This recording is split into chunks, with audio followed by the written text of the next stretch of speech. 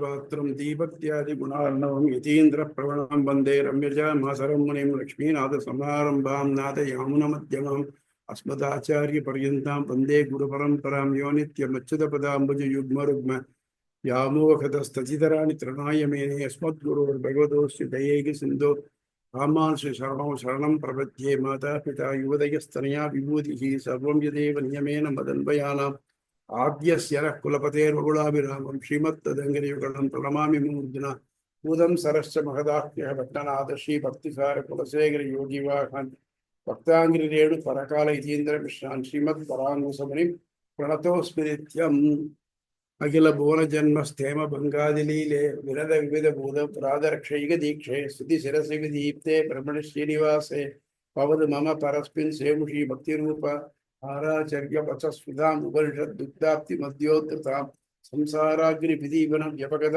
प्राणात्म संजीवनी पूर्वाचार्य सुरक्षितां बहुमति व्याघात दूरस्थिताम् आनीतां निजाक्षरे सुवासः भौमा पिबन्धं जहम् स्मै रामानुजार्याय नमः परमयोगिने स्तुति सूत्राणाम् अंतर्ज्वरम असीसमत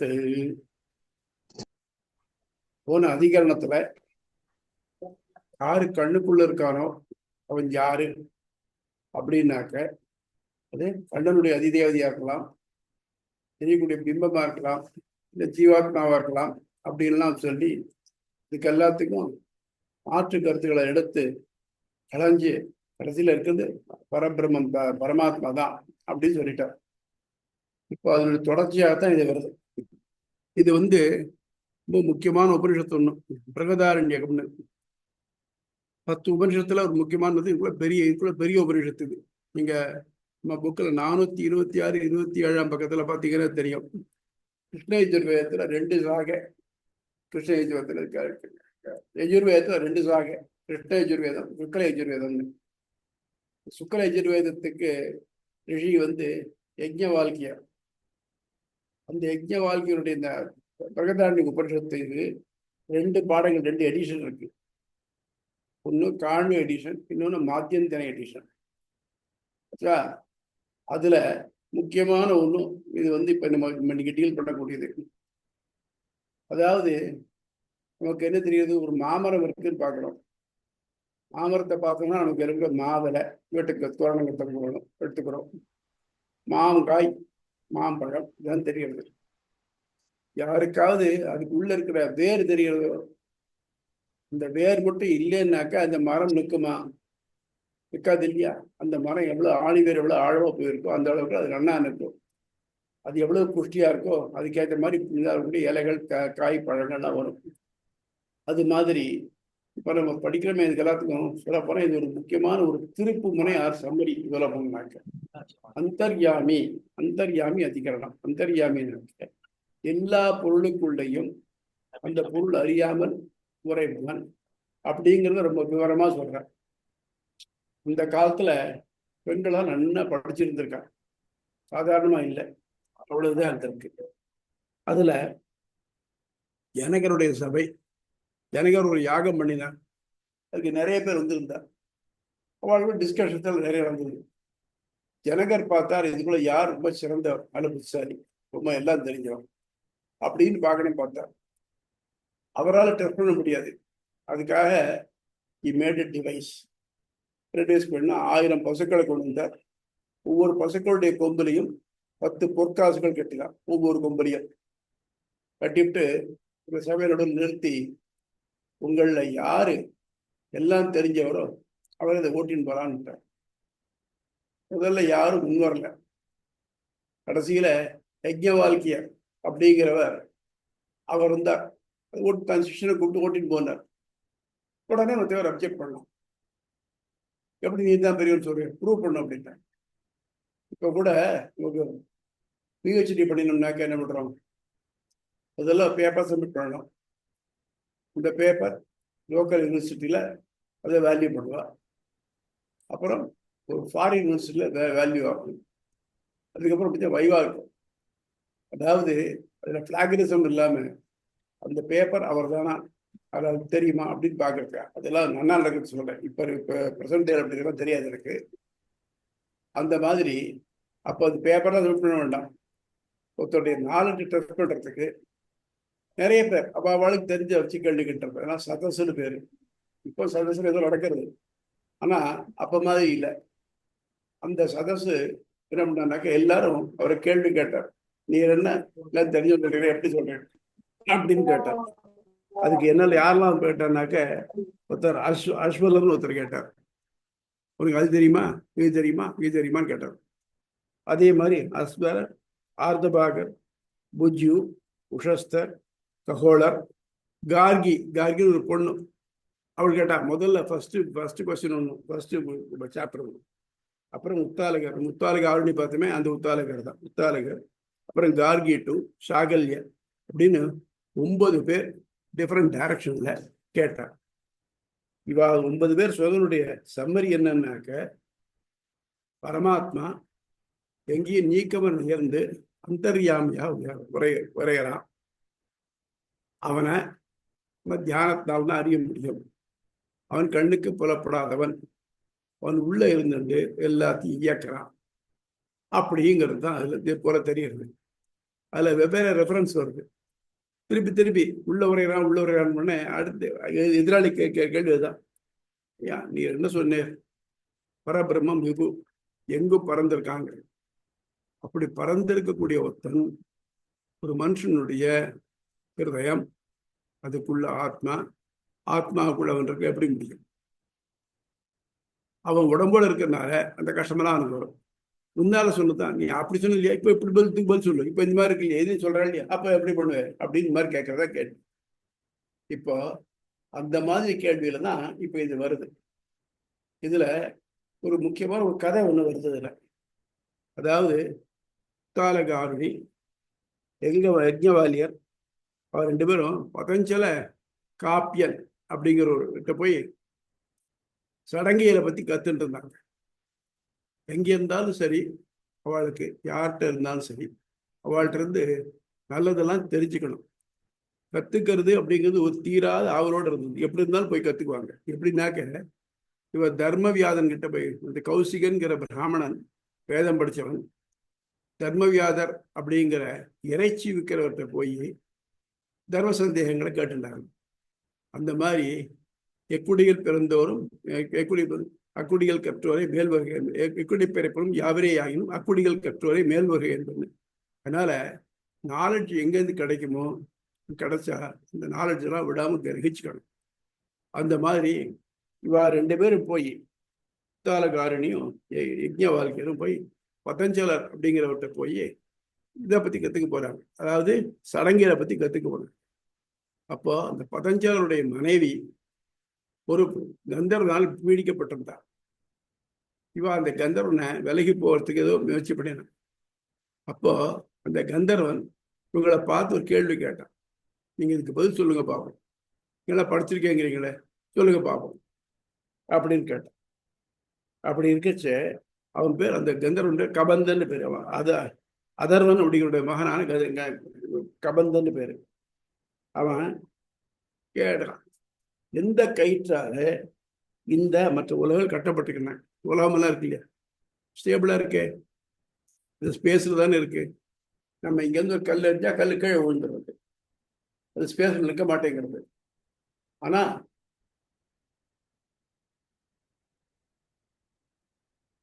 உலகமும் மற்ற கிரகங்களும் நிற்கிறது எப்படி? எந்த கயிற்றால உலகங்களும் அந்த இடத்துல நிற்கிறது. எவர் யாரால இந்த எல்லா உயிரல் பண்ணங்கள் எல்லாம் அதுக்குள்ள இருந்து அது இயக்கிறாங்க? இந்த 2 கேள்வி கேட்ட. அப்போ இது எப்படின்னாக்க, இதுக்கு ஈக்குவல்ட்டா பாத்தீங்கன்னாக்க கிரீக் மித்தாலஜியில ஒண்ணு இருக்கு. அவ கேட்கிறா, இந்த உலகம் எல்லாம் எப்படி இந்த பொசிஷன்ல நிற்கிறது? முன்னாலே பார்க்கவும் போறோம் நம்ம அக்ஷராதிகரணத்துல. இதுல சொல்றோம்னாக்க எப்படின்னாக்க, தேவரால் slung by an adamantine chain. Adamantine செயின்னாக்க விட்டு கொடுக்காத, தேயாத, அருகாத அப்படிப்பட்ட ஒரு செயினால உலகங்கள்லாம் கட்டப்பட்டு நிற்கிறது அப்படின்னு அவ சொல்ற. அது கிரீக் மித்தாலஜியில. ஏதாவது என்ன சொல்ல இதுங்க ஈக்குவல் ஐடியாஸ் உலகம் போல இருந்திருக்கு. அப்போ அதே மாதிரி இதெல்லாம் ஒரு கயிற்றால கட்டப்பட்டு நிற்கிறது அப்படிங்கிறது. அப்போ சொன்னார், அந்த பரமாத்மாவை உங்களுக்கு யாருக்காவது தெரியுமா? தெரியாது. எனக்கு தெரியும். அவன் யார் யாரு அப்படின்னாக்க, அவன் உலகுகள், தேவதைகள், வேதங்கள், இருப்புடையவை, ஆத்மா மற்றும் யாவையும் அறிபவர்கள். யார் ஒருவர் அந்த பரமாத்மாவை தெரிஞ்சுட்டாலும் அவளுக்கு தான் உண்மையான நாலேஜ். என்னது? உலகத்தை பொறுத்து தெரிஞ்சுக்குவார். தேவதைகள் இருக்காளே அவளை தெரிஞ்சுக்குவார். அப்புறம் வேதங்களை தெரிஞ்சுக்குவார். வேதம்னு சொன்னாலே நாலேஜ்னு அர்த்தம். வேதம் knowledge which is to be understood, which is to be acquired and which imparts knowledge. அது வேதங்கள். இருப்புடவை, உலகத்துல எத்தனையோ பொருள் இருக்கு. உள்ள பொருள் இருக்கு, உயிரற்ற பொருள் இருக்கு. அது அப்புறம் ஆத்மா எல்லாத்தையும் அறிவார். பார்த்தவங்களே முதல்ல ஆரம்பிக்கிறச்சே ஏக விஜானேன சர்வம் விஜாதம் பவதி. எந்த ஒன்றை தெரிஞ்சுட்டா எல்லாம் தெரிஞ்சிட்டதாகுமா? அது தெரிஞ்சிட்டியான்னு கேட்டார் இல்லையா தகப்பனார். அந்த உத்தாலகாரனை தான் இங்க இவர் தம் பிள்ளைக்கு செலுத்துறார். அப்போ இவர் படிச்சுட்டு இருக்கிற காலத்தில் நடந்தது. அப்போ யாருக்கு தெரியுமோ அவதான் உண்மையில் தெரிஞ்சின்றவளாதான் அப்படின்னு என்ன அவளுக்கு கற்றுக் கொடுத்தார். அப்போ என்ன பண்ணாக்க, அந்த இந்த உத்தாலகாருணி யஜ்ஞவால்கியரை பார்த்து கேட்டார், நீர் எப்படி எல்லாம் தெரிஞ்சவன் சொல்ற அப்படின்னு. அதுக்குத்தான் சொல்றார், அப்பா உத்தாலகா, நாம 2 பேரும் இந்த காப்பியன் வீட்டில் போய் படித்தோம் இல்லையா? அப்போ அந்த கந்தர்வன் சொன்னான் இல்லையா? அது ஞாபகம் இருக்கா? அதனால அதெல்லாத்தையும் நல்லா அறிஞ்சிட்டதுனால நான் கொண்டு போறேன். அதனால நீயும் கேட்டுண்ட நானும் கேட்டுட்டேன் இல்லையா? அது தெரிஞ்சுட்டேன்னா அதனால நான் கொண்டு போறேன் அப்படின்னு. அப்போ எனக்கு அதை சொன்னதான் ஞாபகம் இருக்கு. நான் சொல்லுவேன், அதாவது அவன் 2 பேருக்கும் பேசிக்கிறான். அவன் பேர் கேட்கிறான், அது உத்தாலகர் கேட்கிறார். யஜ்ஞவால்கே பதில் சொல்றார். என்ன பதில் சொல்றார் அப்படின்னாக்க, நான் அறிவேன் அப்படிங்கிறார். உடனே உத்தால சொன்னாங்க, எல்லாம் சொல்லிடலாம், எனக்கு தெரியும்னுட்டு. ஆனா உண்மையா தெரியுமா உனக்கு? இவர் யஜ்ஞவால்கே கௌதம கோத்திரத்தை சேர்ந்தவர். உத்தாலகர் கௌதம கோத்திரத்தை சேர்ந்தவர். அப்ப விதமா எது சேர்க்கறது? உண்மையா சொல்லி பார்க்கணும். எது உலகத்தை எல்லாத்தையும் சேர்க்கறது அப்படின்னாக்க, அது எல்லாத்தையும் இணைக்கக்கூடியதுன்னு வாயு. கௌதமா அவற்றை இணைக்கும் கையில் வாயு. உலகத்தை எல்லாத்திலையும் பறந்து இருக்க காத்துக்கூடியது வாயு. இறந்த மருந்து வாயு சென்று விட்டார். எப்ப சொல்றோம் நம்ம, ஒருத்தன் இறந்து போயிட்டான்னு என்ன அர்த்தம்? எல்லாத்தையும் இயக்கக்கூடியது வாயு. இந்த வாயு ஒரு மனுஷ கூட்டம் இல்லைன்னாக்க அவனை நம்ம என்ன சொல்றோம்? இறந்தவன் சொல்றோம். ஆகவே அப்போ அந்த இறந்தவன் ஆயிடும் இல்லையா வாயு. ஆகவே இயக்கத்துக்கு முக்கியமாக இருக்கிறது வாயு. கிட்டத்தட்ட இந்த பிரின்சிபிள் தான் மத்தர் எடுத்துருக்காங்க. அவளுக்கு பொறுத்த வீட்டில் பரமாத்மா, வாயு, அப்புறம் ஹனுமத், பீமன் அப்படின்னு. இந்த வாயு தான் பிரஜ்ஞமூர்த்தி அப்படின்னு எடுத்துருக்காங்க. அப்படி இணைக்கும். சரி, அப்போ யார் உள்ள இருக்கா? வாயுன்னு சொல்றேன். வாயு உள்ள யாராவது இருக்காளா அப்படின்னு. யஜ்ஞவாக்கியம். எவன் பூமிக்குள் நிலை பெற்று அங்க வசிக்கிறானோ, என்ன கவனிக்கிறதுதான் முக்கியமான இப்ப வரப்போற சப்ஜெக்ட் தான். இது நான் கான்டெக்ஸ்ட் சொல்லுவேன். எவன் பூமிக்குள் நிலை பெற்று அதில் வசிக்கிறாரோ, எவரை பூமி அறியாரோ, எவருக்கு பூமி உடலோ, எவர் பூமியை ஆள்கிறாரோ அவர் உன்னுடைய ஆத்மா, உள்ளிருந்து ஆழ்வோன், அழிவற்றவன். அவர்தான் என்னக்க, யாரு பூமிக்குள்ளே இருக்கார், ஆனால் பூமி அவருக்கு தெரியாது. அவர் பூமியை ஆள்றார். அந்த மாதிரி இருக்கிறவர் தான் அந்தர்யாமி, உள்ளிருப்பவன். அவன் எப்படின்னாக்க, அவன் தான் பரமாத்மா. அவன் அழிவற்றவன். மிருதம்னா அழிவு. மிருத்யுனா யமனுக்கு பேர் மிருத்யுன்னு பேரு. மிருத்யுன்னு அழிவு. மிருத்யு அழிவற்றவன். 2 இனிமையான ஒரு அர்த்தம் உண்டு. மிருத்யுன்னு அழிவற்றுன்னு அர்த்தம். ஸோ எவன் உள்ளுக்குள் இருந்து எல்லாவற்றையும் இயக்குகிறானோ, எவனை தன்னிடம் இருப்பது தெரியாதோ, எது அவனால் இயக்கப்படுகிறதோ அந்த அந்தர்யாத்மாவானவன் அவன்தான் பரமாத்மா, அவன் அழிவற்றவன் அப்படிங்கிற. இது மட்டும் சந்தேகம் உண்டா? இது மட்டும் பார்த்தமே, ஏதாவது சந்தேகம் உண்டா?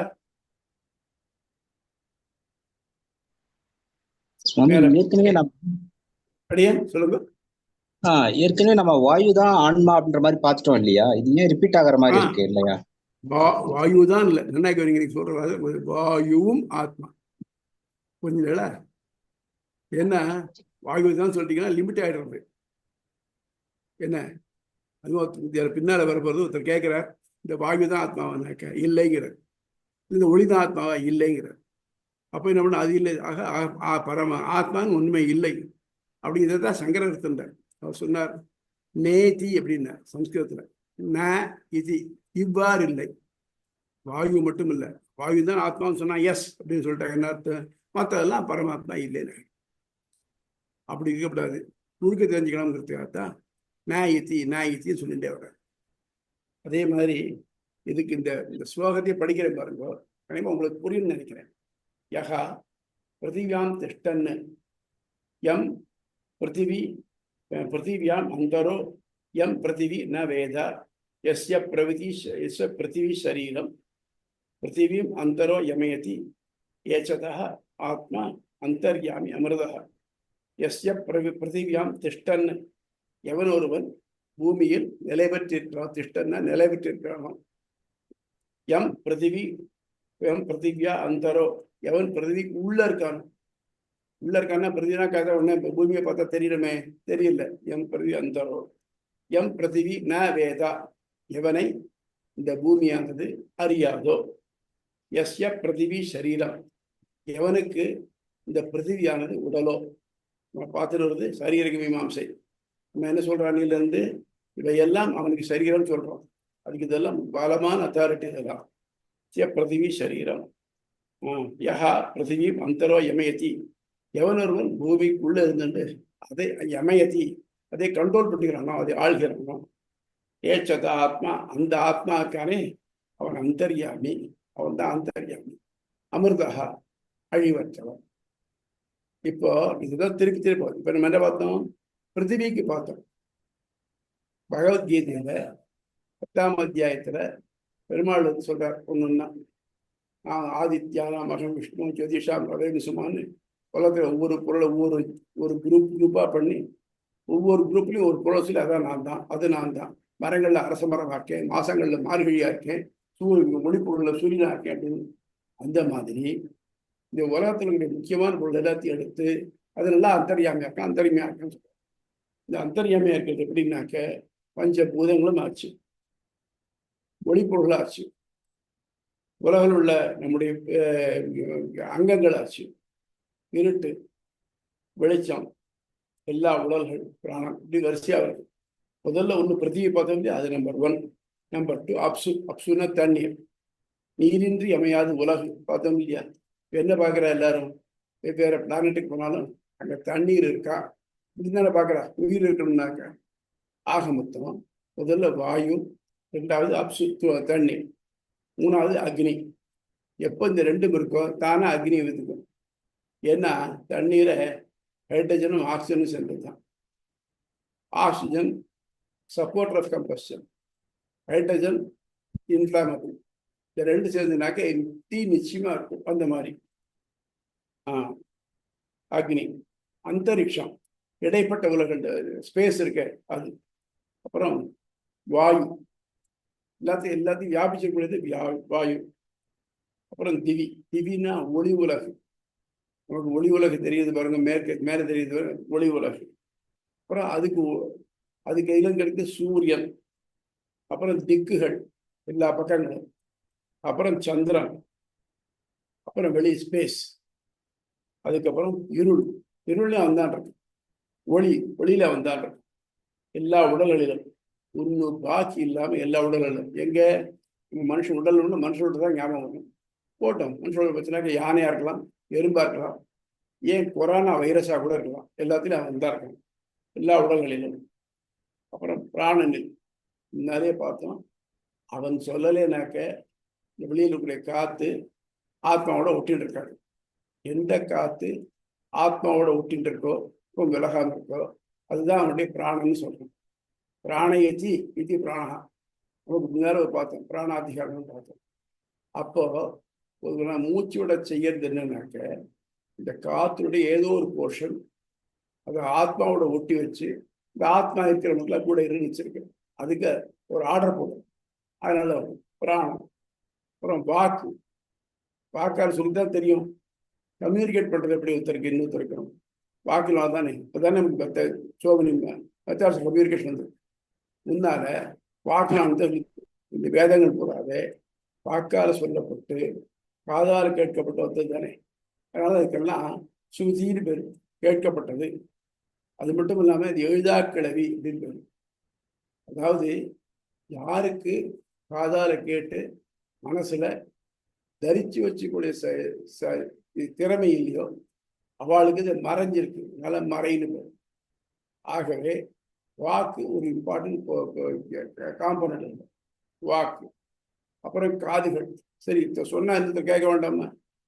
நான் என்ன சொல்றேன், ஒருத்தருக்கு பிறவி செவிடு, நான் சொல்றது அவருக்கு எப்படி போய் சேருவது? நான் இங்கேருந்து டிரான்ஸ்மிட் பண்றேன்னாக்க அது அவர் வந்து கிரகிச்சுக்கணும் இல்லையா, ரிசீவ் பண்ணிக்கணும் இல்லையா, அதுக்காக காது. அப்புறம் மனம். காது மேலே வந்துட்டு எந்த பண்ணணும், மனசை நினைச்சுக்கணும். காதால் இந்த காதால் வந்து அந்த காதல் விட சொல்றாது, மனசை தரிச்சு நிற்கணும். சொன்னாரே இதனுடைய தத்துவம் என்ன அப்படின்னு பார்க்கறது மனம். அப்புறம் தோல். தோல் மட்டும் இல்லைன்னு வச்சுக்கோ, நமக்கு இருக்கிற பறவைகள் தான் நமக்கு கொத்தின்னு போயிடும். சில மாடுகள் இருக்கு, ஸ்பெஷல் உழவு மாடுகளுக்கு போறது இல்லை பாரம் இருக்கிற மாடுகளுக்கு கழுத்துல புண்ணு இருக்கும். இந்த காக்கா பார்த்தீங்கன்னா போதும் ஓங்கி அதை குத்தி குத்தி அந்த பச்சை ரத்தத்தை குடிக்கும். அதே மாதிரி தான் நமக்கு இந்த தோல் இருக்கு பாருங்க, தோல் மூடிட்டு இருக்க கண்டு நம்ம பார்க்கறதுக்கு அழகாகவும் ஏதோ வேற ஷேப்ல இருக்க மாதிரி தெரியும். ஆனா அதே தோல் கொஞ்சம் விரைத்து வச்சுக்கணும், நம்ம காக்கா கொடுத்த தான் வரும். பொழுது கூட காக்கா ஓட்ட தான் சரியா இருக்கும் தோல். அப்புறம் விஞ்ஞானம். விஞ்ஞானம்னாக்க எதுக்கு விசேஷமான ஞானம் இருக்கோ அது விஞ்ஞானம். என்ன சொல்லுவாங்க, இது தானி ஆகு பெயர். ஒரு தானத்துல இருக்கு, ஒரு ஸ்தானத்துல ஞானமான ஆத்மால தான் கூட இருக்கு. அதனால இந்த ஆத்மாவுக்கு விஞ்ஞானம் கிடைக்கும். ஏன்னா சில உபனிஷத்துல பார்த்துருக்கு, விஞ்ஞானம் யஜ்ஞம் தனுதே. விஞ்ஞானமானது யாகத்தை பண்ணுகிறது. இப்போ விஞ்ஞானங்கிறது ஒரு அச்சேதனம், அது பண்ணுவானாக்க இல்லை.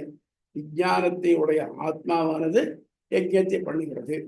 ஸோ விஞ்ஞானம் ரெண்டு எடிஷன் சொன்னேன் இல்லையா, காண்பர் மாத்தியத்தின் ஒருத்தர் வந்து ஆத்மான்னு போட்டிருக்கார், ஒருத்தர் விஞ்ஞானம் போட்டிருக்கார். இந்த ரெண்டும் ஒன்று தான், அதுதான் நிறுவனத்தில். ஆக மொத்தம் விஞ்ஞானம் ஆத்மா. எது ஆத்மாவுக்குள்ள இருக்கோ, எது ஆத்மா அறியாதோ, எது ஆத்மாவை நியமிக்கிறதோ அந்த ஆத்மா, அது அந்த அந்த அந்தர்யாமி அவன் அழிவற்றவன் அப்படின்னு படி சொல்லணும். ஆக மொத்தம் ஆத்மாவுக்குள்ளே முத்தன் இருக்கிறான் அப்படிங்கிறது கிளியரா தெரியுது விஞ்ஞானம். அப்புறம் விந்து, ஆண்கள்கிட்ட இருந்து பெருக்கெடுக்கக்கூடிய விந்து இருக்கு, செமன் இருக்கு இல்லையா, அதுலேயும் எல்லா ஆண் வர்க்கங்கள் இருக்கு, அதுலேருந்து வரக்கூடியது இருக்கு, அதுலேயும் அவன் தான் இருக்கு. இந்த விந்துல மட்டும் அவன் இல்லைன்னாக்க, இந்த உயிர் இல்லைன்னாக்க கர்ப்பம் தரிக்க முடியாது.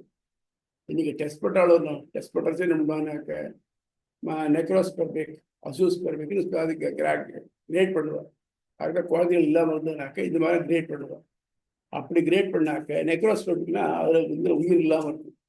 ஆக அந்த ஒரு தாழ்ந்த பொருளையும் கூட அவன் உரையணும். ஏன்னா அவனை பொறுத்த மட்டும் உயர்வோ தாழ்வோ அவனை பாதிக்காது. எந்த இடத்துல இருந்தாலும் அவன் ஞானம் ஆனந்தத்தோடய இருப்பான். இந்த சரவணா மிட்டாசில் பார்க்கலாம், மூவம் நம்ம தாண்டி பஸ்ஸில் குறைச்ச மூக்கை பற்றிக்குவோம்.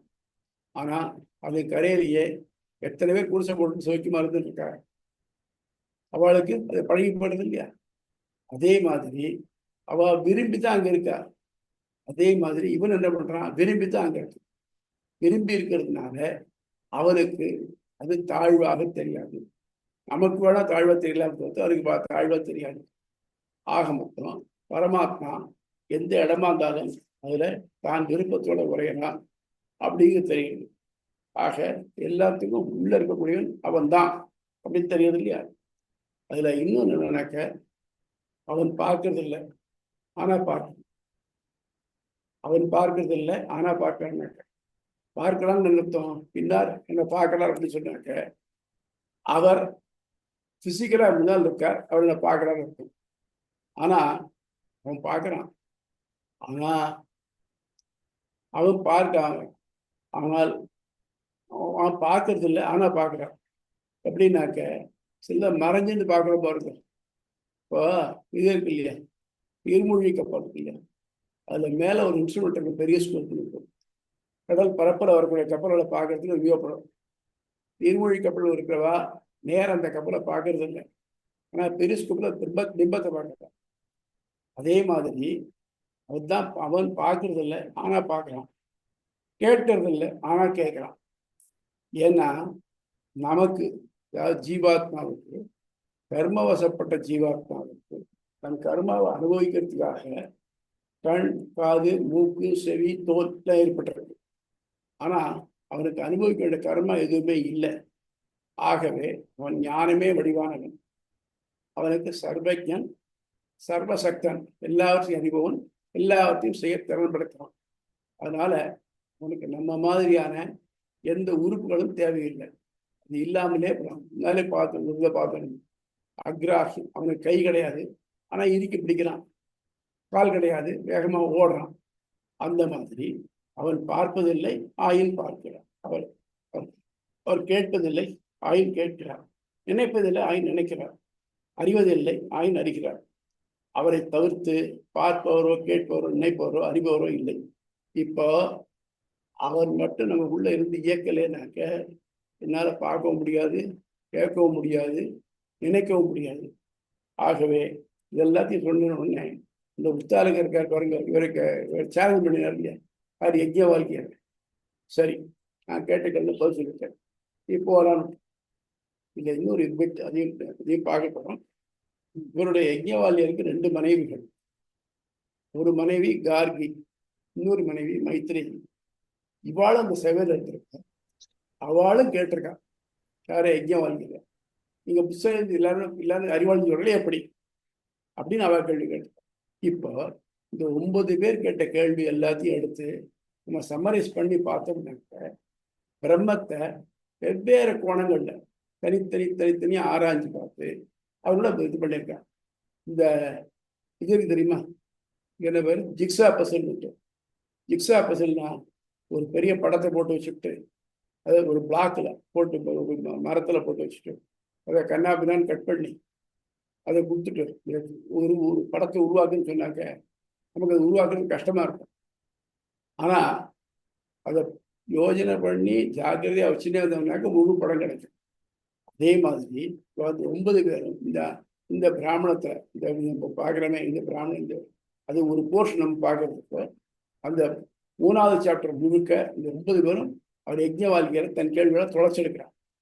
அவ கேள்விட்ட பதில் எல்லாத்தையும் எடுத்திருந்தாங்க, எல்லாத்தையும் வச்சு ஒரு பில்டிங் பிளாக்ஸை வச்சு பார்த்தோம்னாக்க கடைசியில் you write the very good picture of Paramatma. இதோட கண்டிஷன் முன்னால் வரப்போது பார்க்க போறோம்.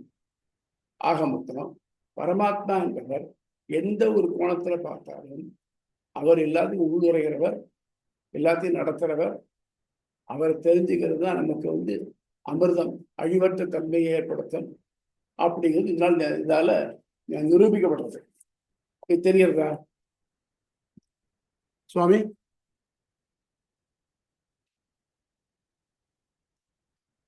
இதுதான் சந்தேகம் உண்டா? ஹலோ. இந்த நாம இதுல இந்த பேஜ் நம்பர் 83ல ஜனகருடைய சபையில் ஏனையோர்னு ஆரம்பிச்சோம். அதுதான் நீங்க அப்புறமா நீங்க வேற புக்ல இருந்து அந்த ஸ்லோகங்கள்லாம் படிச்சேன். அதுக்கப்புறம் நம்ம இனிமேல் தான் இந்த இது நான் அந்தர்யாமியதி அந்த சூத்திரம் இருக்கே 1.2.51 இனிமேல் தான் பார்க்க போறோமா? பார்க்க போறோம். பார்க்க இது போறோம். இது வரைக்கும் நம்ம டிஸ்கிரிப்ஷன் நீங்க எல்லாத்துலயும் உரைபவன் அப்படின்னு முன்னாடியே வந்து பிராணனாக அவர் வெற்றி சொன்ன மாதிரி பிராணனாக இருப்பவன் அப்படின்னு சொல்லி ஒரு ஒளியாக இருப்பவன், பிராணனை உடலாக கொண்டவன் அப்படிலாம் வந்திருக்கு. ஆமா வந்திருக்கு. அவன் என்ன பண்றான்னாக்க இந்த கண்டிஷன் அப்படி இருக்க முடியாதே. முன்னால சொன்னேன், ஏதோ சொன்னேன், சரி போனா போது ஒத்துனுட்டோம். இன்னும் இல்லை, கண்ணில் ஒளியா வரையான்னு சொன்னாக்க என் கண்ணு யார்கிட்ட இருக்கும்? மனுஷன் தானே இருக்கும். அப்போ அவன் ஜீவாத்மானே ஆகணும். இப்போ பரமாத்மானே ஏன் சொல்றேன் நீ அப்படின்னு ஆர்கியூ பண்ணிட்டு இருந்தான். இப்போ அவன் ஜீவாத்மாவிடம் வேறுபட்டவன் அப்படிங்கிறத ப்ரூவ் பண்ணணும் இல்லையா? அதை மாதிரி அதாவது அவன் என்ன பண்றான்னாக்க அது எதிராளி எஸ்பெஷலி சாங்கியர்கள் பரமாத்மான்னு ஒருத்தர் இல்லை. அதுக்காக என்ன பண்றான்னாக்க வேத வாக்கியங்கள்ல எது அவர்களுக்கு சாதகமாக இருக்குமோ அதுலேயும் ஒரு பிட்டு முழுக்கெடுக்கலை, ஒரு பிட்டை மட்டும் எடுத்து பத்தியா இப்படி சொல்லியிருக்கு பத்தியா, நீ அப்போ எப்படி பரமாத்மான்னு சொல்றது? பரமாத்மா ஒன்று இல்லவே இல்லையே, அது ஜீவாத்மா தான். அதுக்கு கொடுத்துற கண்டிஷன்லாம் பார்த்தீங்கன்னா ஜீவாத்மா மாதிரி தானே இருக்கு. நீ சொல்றது ஜீவாத்மா இல்லை, நீ என்ன பண்றக்க நடுவில் ஒரு சின்ன எக்ஸப்ஷன் எடுத்துருக்க, அப்படி பண்ணாதே. அதுக்கு முன்னாலே பின்னாலே வருத பாரு, எல்லாத்தையும் இதே ஃபார்முலா தான். அந்த ஃபார்முலா அப்ளை பண்ணினேன். எனக்கு நீ சொல்றது வெறும் ஜீவாத்மா இல்லை, பரமாத்மான்னு தெரியும் அப்படின்னு சொல்லுவேன். இதுல எப்படி அப்படின்னு நம்ம பார்க்க போறோம். புரியுதா? சந்தேகம்? புரியுது. அதான் அந்த பழசு வந்து அது முண்டக உபநிஷத்துன்னு சொல்லி அதுல வந்தது. இந்த பிராணனை உடலாக கொண்டவன், அந்த கண்ணில் ஒளி பொருந்தியவன் அப்படிலாம். அடுத்தது இங்க பாத்தீங்கன்னா பிருகதாரண்யத்திலயும் இதே மாதிரி எல்லா இதுவுமே கிட்டத்தட்ட எல்லா ஒரே மாதிரி இருக்கு சொல்லியிருக்கு. அதான் சொல்றேன், அதைத்தான் பேசும் ஏககண்டர்கள் சொல்லுவா. வைஷ்ணவட்டி பர்லான்ஸ்ல ஆழ்வார்கள் சொல்றது எல்லாம் ஒரே கருத்து தான். சொல்றாமத்துல வாய்கள் வேறையாக்கலாமே தவிர்த்து சொல்லக்கூடிய கருத்து ஒன்று. அதே மாதிரி உபனிஷத்துகள் வெவ்வேறு காலங்களில் வெவ்வேறு யார் சொல்லப்பட்டிருந்தாலும் சரி சொல்லக்கூடிய கருத்து ஒன்று. நம்ம என்ன பண்ணுறோம், இப்போ பிரம்மசூத்திரமே இந்த மாதிரி கருத்துலாம் திரட்டி எடுத்து போட்டதான் பிரம்மசூத்திரம் பேர். அதனால இதை வந்து யார் எந்த ஆங்கிளில் கேள்வி கேட்டாலும் பதில் சொல்லி இது நிலைநிறுத்தலாம். நம்ம வீட்டில் ஒரு தூண் நடுறோம் வச்சுக்குவோம், இது ஒரு பந்தக்கால் நாட்டுறோம்.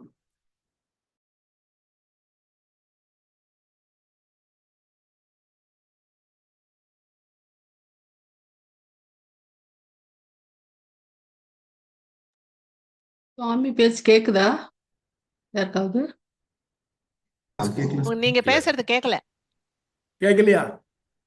இப்பதான் இப்ப கேட்கலையாங்கிறதா கேட்டது. முதல் ஃபியூ செகண்ட்ஸ் கேட்கல. அப்படியா? திருப்பி சொல்றேன். நம்ம வீட்டில் ஒரு பந்தக்கால் நாட்டம் வச்சுக்குவோம்.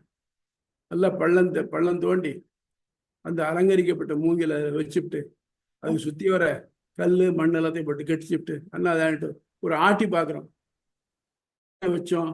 அப்புறம் ஆட்டுவானேனாக்க அது ஆடாமல் இருக்கான்னு பார்க்கறதுக்கு நிலைப்படுத்திக்கிறோம் இல்லையா? அந்த மாதிரி ஒரு கருத்து எல்லாத்துக்கும் உள்ளுறவன் பரமாத்மா, நடத்துபவன் பரமாத்மா அப்படின்னு சொல்றதுக்கு வெவ்வேறு உபனிஷத்துலேருந்து வெவ்வேறு சமயங்கள் சொல்லப்பட்டது எல்லாத்தையும் எடுத்து திரட்டி தான் பண்ணுறது பிரம்மசூத்திரம். அதில் ஒவ்வொரு ஆங்கிள்லையும் பார்த்து சொல்கிறாங்க. இதே மாதிரி திருப்பி இதுக்கு மேலே இன்னும் இந்த பாயிண்ட்லேயே திருப்பி கூட மேலே வரப்போகிறது இன்னொன்று. அதனால இது எல்லாத்துலேயும் பார்த்தாக்க இதை நன்னா படிச்சுட்டேனாக்க நம்முடைய வேதங்கள் சொன்னவை எவ்வளவு உண்மை, யார் எப்படி வேணால் கேள்வி கேட்கட்டும், அந்த கேள்விக்கெல்லாம் நம்ம பதில் சொல்ல முடியும் அப்படிங்கிற தைரியம் நமக்கு கிடைக்கும். ஒரே ஒரு விஷயம், நம்ம வேதம் உண்மை அப்படிங்கிறத ஒத்துக்கணும். ஆக்சுவலாக நாஸ்திகர்னு சொன்னாக்க கடவுளை நம்பாத நாஸ்திகன் இல்லை.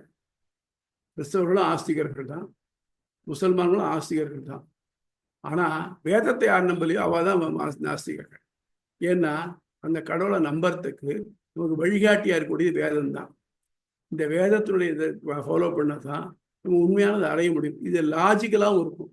மற்ற லாஜிக் பார்க்க முடியாது. நீங்கள் இப்போ நம்ம ஈஸியாக பண்ணுறமே கடவுள் இருக்க முடியாது, அது இல்லைங்கிறமே, அது இருக்குன்னு ப்ரூவ் பண்ணிட்டு இருக்கோமே. இந்த மாதிரி நம்ம பைபிள்லையோ இல்லை குரான்லையோ எடுத்து ஆர்கியூ பண்ண முடியுமா? அப்படின்னாக்க பிளாஸ்பமி ஆகிடும், மத துரோகம் ஆகிடும். ஒரு காலத்தில் அந்த மாதிரி பண்ண அவளும் தெருவில் வச்சு ஸ்டேக்ஸில் எரிச்சுட்டு இருந்தா, அதாவது கட்டையை போட்டு தெருநடுவில் போட்டு நார்ச்சந்தியில் போட்டு எரிக்கிறது வச்சுருந்தா. இது மாதிரி இங்கிலாண்டில் நடந்திருக்கு. அது மாதிரி நம்ம பொறுத்த மட்டும் எல்லாரும் கேட்டிருக்கா, எல்லாருக்கும் ஆன்சர் இருக்கா பொறுமையாக. கடவுளே இல்லை ஆர்கியூ பண்றான். அவனும் பொறுமையா பதில் சொல்லியிருக்கான். அவளை உடனே கொண்டு இல்லை அவளை. அதான் நம்முடைய அந்நியிலிருந்து இன்னி மட்டும் நம்முடைய இன்னைக்கு இந்த கலாச்சாரம் நிற்கிறதுக்கு காரணம் என்னன்னாக்க, நம்ம எதிராளியை மாற்றுக்கிறதுக்கான கொல்லணும் அழிக்கணுங்கிறது என்ன கிடையாது. அவனும் நம்ம சேர்ந்தவன் தான். இன்னைக்கு ஏதோ பைத்தியாரம் பற்றி வேற ஏதோ யோசிச்சுட்டு இருக்கான். அவன் நாளைக்கு நம்ம வருவான் அப்படிங்கிற எண்ணத்துல ஒரு அப்பாவுக்கு இந்த ஒரு பிள்ளைகள் இருக்கா. சில பேர் என்ன படிச்சு பிறவா வந்திருக்கா. ஒரு பிள்ளை தனிதலே செஞ்சிருந்தாலும் அப்பா பிள்ளைங்க விட்டு போகாது இல்லையா. சரி தொலைட்டான், அப்பா திருந்த மாட்டானா வரமாட்டானா அப்படின்னு அப்பா காத்துட்டு போறீங்க. அந்த மாதிரி தான் பெரும் பகவான் காத்துட்டு இருக்காங்க. ஆக நாம நிற்கக்கூடிய லேண்ட் இருக்க இட் இஸ் ஃபர்ம், நிலை நிற்கிற ஸ்திரமானது அப்படின்னு தெரிஞ்சுக்கிறதுக்கான இதை முதல்ல படிக்கணும். இதை நன்னா படிச்சு மனசுல வாங்கிட்டேன்னாக்க யார் மத கருத்துக்களை உங்களை ஆர்கியூ பண்ணாலும் இங்க எல்லாரையும் பிரச்சனை புரியுறதா? ரைட், போவோம். பக்கம் 82 அந்தர்யாமி அதிகரணம், அத்தியாயம் 1 பாதம் 2 அதிகரணம் 15. உள்ளிருந்து ஆழ்வோன் களம். இக்களத்தின் பெயரும் தொடர்பும் அந்தர்யாமி அதிகரணம் என்று 15ஆம் களம் அழைக்கப்படுகிறது. இதில் பூமிக்குள் நிலை பெற்று அதை ஆள்பவன் என உள்ளுரைதல் மட்டுமின்றி தான் உள்ளுரையும் பண்டமும் அதனுள் உரையும் தன்னை அறியாதவாறு அதை உடலாக கொண்டு ஆள்கிறான் என்பது இன்னும் பிரகதாரண்ய உபனிஷத்து வாக்கியம் ஆராயப்படுவதுதான் இப்பெயர் பெற்றது. இதே கருத்து தான் திருவாய்மொழியில உடல் விசை உயிரென கரந்தெங்கும் பரந்துளான். அதனாலதான் சொல்றோம் திருவாய்மொழி வேதத்தினுடைய சாயல்னு சொல்றோம். அதாவது முன்னோர்கள் அது எக்ஸ்பிளிசிட் பண்ணிருக்காங்க. ஜனங்களுடைய சபையில் ஏனையவர்களும் அறிவில் மிக்கார் என கருதப்பட்ட யஜ்ய வாழ்க்கைய சான்றோர்கள் கேட்கும் பல கேள்விகளுக்கு பதிலளிக்கிறார். அவைகளில் கௌதம கோத்திரத்தை சேர்ந்தவரான முத்தாலகர் என்பவருடைய கேள்விக்கு அவர் எவன் பூமிக்குள் நிலை பெற்றுள்ளானோ, அப்படி உள்ளிருக்கும் எவனை பூமி அறியாதோ, எவனுக்கு பூமி உடலோ, எவன் பூமிக்குள் இருந்து அதை ஆள்கிறானோ அவனே ஆத்மாவின் உள்ளுரைபவன், இனி அவன் அழிவற்றவன் என பதில்கிறான். ஆக நமக்குள்ளேயும் பகவான் தான் இருக்கான், பூமிக்குள்ளேயும் பகவான் தான் இருக்கான், ரேதஸுக்குள்ளேயும் பகவான் தான் இருக்கான். ஆக மொத்தம் அவன் எங்க நிறைஞ்சிருக்கான். அதாவது விஷ்ணு அப்படிங்கிறதுக்கு விஷ் அப்படிங்கிறது வியாபிக்கிறது, ஆல் பர்வேடி. அதனால அந்த கருத்துக்கு இது எல்லா இடத்துலையும் நீக்கவர் நிறைய வாக்கும் இரவெங்கும் நீக்கவர் நிறைகின்ற பரிபூர்ண ஆனந்தம் யாருமே அவன் தான். இங்கு எழும் மையம், இங்கு உள்ளுரைவன் யார்? தான் என்று அறியப்படும் ஜீவாத்மா அல்லது பரமாத்மா. உடனே சொல்றான், அப்பா உடம்புக்குள்ள இருக்கான்னு சொல்றேன் இல்லையா, ஜீவாத்மா தான். பரமாத்மா எப்படி சொல்ற நீ அப்படிங்க. இக்களத்தின் சூத்திரானவற்றின் பொருளும் இக்களம் 51 முதல் 53 முடிய 3 சூத்திரங்களை கொண்டது. அவை அந்தர்யாமி அதிதெய்வத ஆதிலோகேஷு தத் தர்ம விபதேசாத், கட்புலனாகாது உள்நுழைந்து நியமிப்பவன், ஆள்பவன், தெய்வங்களுக்கு மேம்போனவன், உலகிற்கு மேம்போனவன் இந்த சேர்ப்பெயர்களுடன் ஓதப்படுவதால். இப்போ என்னாச்சுனாக்க அவன் என்ன பண்றான்னாக்க, நீ ஆத்மான்னு வச்சுன்னு வச்சுக்கோ, நீ சொல்ற ஆத்மான்னு வச்சுட்டாக்க அவன் என்ன பண்றான்னா தெய்வங்களுக்கு மேம்போனவன். நம்ம அப்படியா இருக்கும்? தெய்வங்க மேம்போ இருக்குமா? இல்லையே. ஒண்ணும் இல்லைனாக்க ஏதோ தெய்வம்னாக்க அது எது தருதுனாக்க அந்த தெய்வத்துக்கு ஆளுமே விடுறோமே. இந்த ஹைதராபாத்ல பார்த்தீங்கன்னாக்க ஒரு கோயில் பாஸ்போர்ட் பாலாஜின்னு பேரு. பாஸ்போர்ட் ஒன்னா அந்த அந்த அந்த கோயிலுக்கு போறாங்க, அப்புறம் என்ன இன்னொரு தெய்வத்துக்கு விடுறாங்க. இப்படி எல்லாத்தையும் இப்போ அலைஞ்சிட்டு இருக்குமே. தெய்வங்களுக்கு மேம்பொருளான் தானாக்க நம்மளாம் தெய்வத்தை ஆடுறாங்க, அது முடியலையே. அதனாலதான் கட்புலனாகாது உள்நுழைந்து நியமிப்பவன், ஆள்பவன், தெய்வங்களுக்கு மேம்போனவன், உலகிற்கு மேம்போனவன் என்னும் சிறப்புகளுடன் ஓதப்படுவதால் அவன் பரமாத்மாவே. ஆகவே நீ உள்ள இருக்கான் ஆத்மான்னு எடுத்துனாக்க மற்ற ஆட்ரிபியூட்ஸ் தான் அதுக்கு பொருந்தாது. ரைட். ந ஸ்மார்த்தம் அதத் தர்ம அபிலவாத் சரீரஸ்ச சாரீரஸ்ச. காபில ஸ்மிருதியில் காரணமாக கூறப்படும் பிரதானம் அதை உடலாக ஜீவாத்மா இவர்களை உள்ளிருந்து நியமிப்பவன் என்று கூறுகிறார்கள். அவர் சாங்கியன் சொன்னேன் இல்லையா, சாங்கியன் 2 தத்துவம் தான் உண்டு. இன்னும் பிரதானம், இன்னொன்று புருஷன். பிரதானம்ங்கிறது இந்த அசையா பண்ணது இல்லை உயிர் பண்டங்கள். அப்ப புருஷன் அப்படிங்கிறவன் உயிர் பொருள் ஆத்மா. இப்ப நம்ம உடம்புல என்ன இருக்கு? மேல உடம்பு இருக்கு, இது பிரதானம். உள்ளுக்குள்ள உயிர் இருக்கு, அது புருஷன். ஆக இந்த 2 தான் இருக்கு. ஆக இந்த 2 தான் அப்படின்னு சொல்றச்சே ஸ்மார்த்தம்னாக்க ஸ்மிருதி கபில ஸ்மிருதின்னு சொல்றது. அதனால அது இல்லை. காபில ஸ்மிருதியில் காரணமாக கொள்ளும் பிரதானம் அது உடலாகுடைய ஜீவாத்மா. இவைகளை உள்ளிருந்து நியமிப்பன்னு கூற இயலாது. ஏனெனில் அவைகளுக்கு இல்லாத பிரம்மத்திற்கு உள்ள சிறப்புகள் கூறப்படாது. இந்த உடலுக்குள்ள இருக்க ஜீவாத்மா இருக்கானே அவன் தான் நியமிக்கிறான், பரமாத்மா இல்லை அப்படின்னு சொன்னேன்னாக்க அது முடியாது. ஏன்னா முன்னால சொல்லப்பட்ட அந்த லட்சணங்கள்லாம் அந்த சிறப்பியல்கள் பண்புகள்லாம் கிடையாது அப்படிங்கிறார். உபயே அபிகி பேதே பேதே ஏனைகம் அதீயத்தை. இந்த மந்திரத்தை கண்ட ரிஷிகள் கண்வர் மாத்தியந்தன இருவருமே அந்த அந்தர்யாமியை ஆத்மாவின்னு வேறுபடுத்தியற்றோ காட்டுகின்றனர். என்ன பண்றாங்கனாக்க 2 பேர், நான் சொன்னேன் இல்லையா, கண்வர் மாத்தியந்தன் 2 வருஷம் இருக்கு. இந்த 2 வருஷம்லையும் என்ன பண்றாங்கனாக்க ஒருத்தர் விஞ்ஞானம் சொல்லியிருக்கார், ஒருத்தர் ஆத்மான்னு சொல்லியிருக்கார். ஒருத்தர் இந்த ஆத்மாவில் உள்ள விஞ்ஞானம், ஒருத்தர் விஞ்ஞானத்தில் உள்ள ஆத்மா அப்படி. ஆக மொத்தம் விஞ்ஞானம்ங்கிறதும் ஆத்மாங்கிறதும் நம்ம ஜீவாத்மாவுக்கு வச்சாலும் அதுக்குள்ள இருக்கக்கூடிய ஆத்மான்னு சொல்றச்சு அது வேறுபட்டது. ஒரு என்ன சொல்றோம், நிலக்கடலைன்னு சொல்றோம். நிலக்கடலைன்னா வாங்கணும் இல்லையா, வாங்கிடும். வாழ்ந்தாச்சுனாக்க அது மேலுக்கு தோலை வெட்டி போட்டோம்னாக்க ஆனா பார்க்கச்சு அதானே தெரிஞ்சது, அதான் நிலக்கடலையானாக்க நிச்சயமா இல்லைன்னு சொல்றோம் இல்லையா. அந்த மாதிரி மேலே உள்ள இருக்கிற பருப்புனால அதுக்கு நிலக்கடலைன்னு பேர் இல்லை, அதுக்கு அந்த பேர் கிடையாது. ஆகவே இந்த ஆத்மா உள்ளுரைப்போன்னு சொன்னாக்க ஆத்மான்னு சொல்லாது, அதுக்கு உள்ள ஒருத்தன் இருக்கான், அவன் தான் பரமாத்மா. எங்க நிலை மாற்று கருத்துகள் இங்கு காட்டப்படுவன் ஜீவாத்மாவே. ஏனெனில் தொடர்ந்து வரும் வாக்கியங்களில் அவன் காண்பவன் காண்பவன் அவனின்றி வேறில்லை என கூறுவதால் தானே காணப்படும் ஜீவாத்மாவே. அவன் தான் பார்க்கறான், அவன் தான் கேட்கறான் அப்படின்னு சொல்றச்சு. யாரால பார்க்க முடியும்? கண்ணு இருக்கனால பார்க்க முடியும். யாரால் கேட்க முடியும்? காது இருக்கனால கேட்க முடியும். அவன் யாரு? இந்த உடம்புடைய மனுஷன் தான். ஆகவே ஜீவன் தான் கேட்கிறான், ஜீவன் தான் பார்க்கிறான். ஆகவே ஜீவனை தவிர்த்து வேற எதுவும் இல்லை. ஆனா பின்னால் என்ன வருது?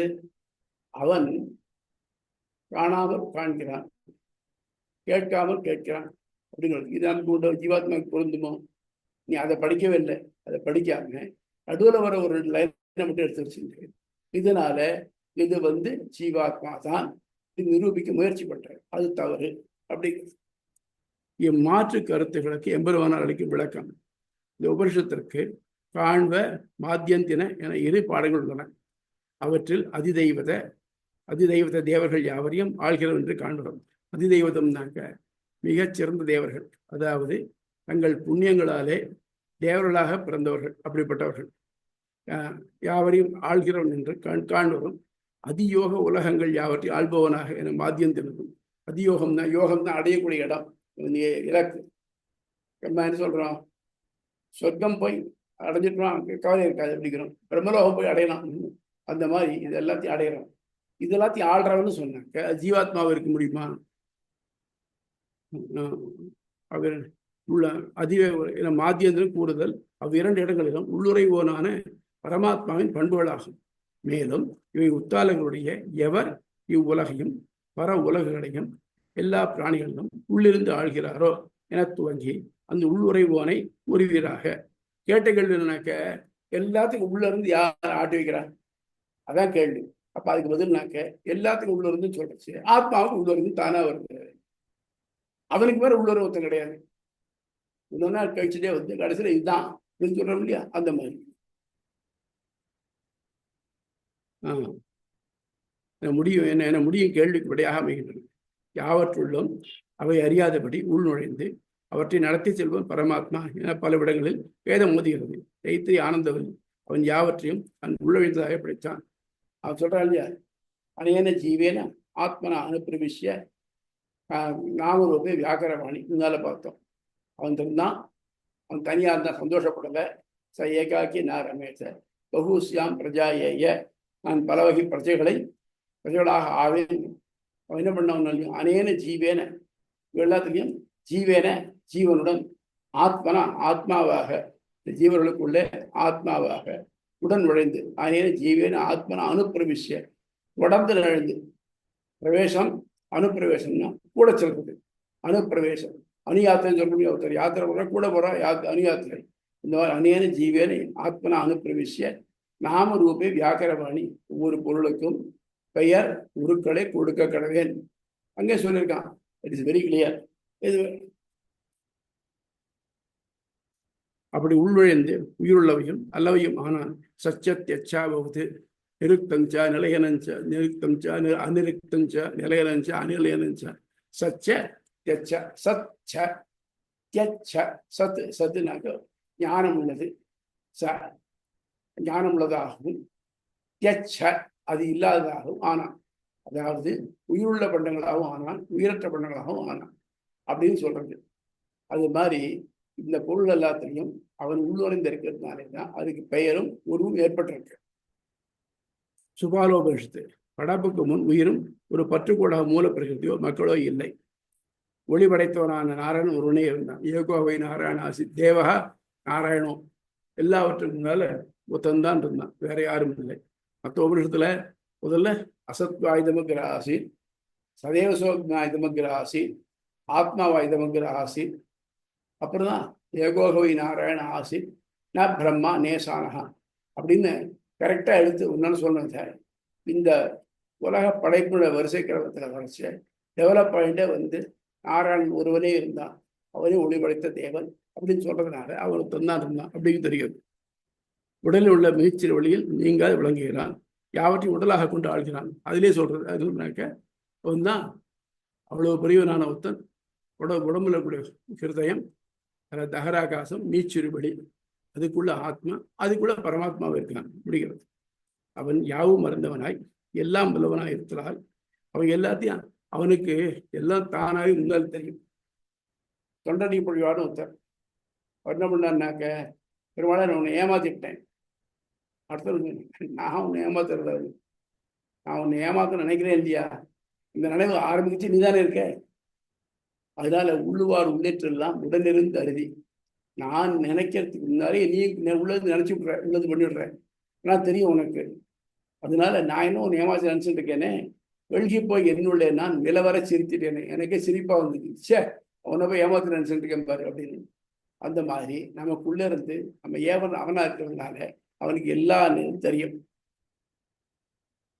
அவன் யாவும் அறிந்தவனாய் எல்லாம் வல்லவனாய் இருக்கிறார். அவனுக்கு காண்டல் கேட்டல் முதலிய பொறிகளால் ஏற்படவே என்று. மேலும் எவன் ஆத்மாவின் உள்ளுகிறானோ, எவனை ஆத்மா அறியாதோ, எவன் ஆத்மாவை ஆள்கிறானோ அவன் இந்த பரமாத்மா குறிப்பிடப்படுவதால் இப்பண்பு அவனுக்கு மட்டுமே பொருந்தும். வரிசையா சொன்ன பாருங்க. நான் இப்போ கிட்டத்தட்ட ஒரு 20 ஐட்டம் சொன்னேன் இல்லையா. இந்த 20 ஐட்டத்துல ஆத்மாவுக்குள்ள யார் இருக்காங்க, எது ஆத்மா அவனுக்கு ஆத்மாவுக்கு தெரியாதோ, ஆத்மாவை நடத்துறானோ அப்படின்னு வருது இல்லையா. ஆக மொத்தம் ஆத்மா வேறுபட்டன்னு தெரியுறதா இல்லையா. அதனால உடல்னு சொன்னாக்க உடல் வேறுபட்டது ஆத்மா, ரைட். ஆனா ஆத்மாக்குள்ள இருந்தா ஆத்மா விட்டு வேறுபட்டுன்னு சொல்றச்சு, அவன் ஆத்மாவை இருக்க முடியாது, பரமாத்மா. பிறரால் ஆளப்படும் பிரதானமும் நினைவுட்பட்ட ஜீவனும் இப்படும் உள்ளதாக இருக்காது. பிரதானம் இருக்கு இல்லையா. நான் முன்னால ஒரு சின்ன துணை ஞாபகம் இருக்கா. மேல ஈஸ்வரன், நடுவுல சேதனன் ஆர் அறிவுள்ளவன், உயிர் ஆத், அடுத்தது உயிரல் பண்டங்கள் பிரதானம். இப்போ ஈஸ்வரனுக்கு என்னெல்லாம் குவாலிட்டிஸ் இருக்கு?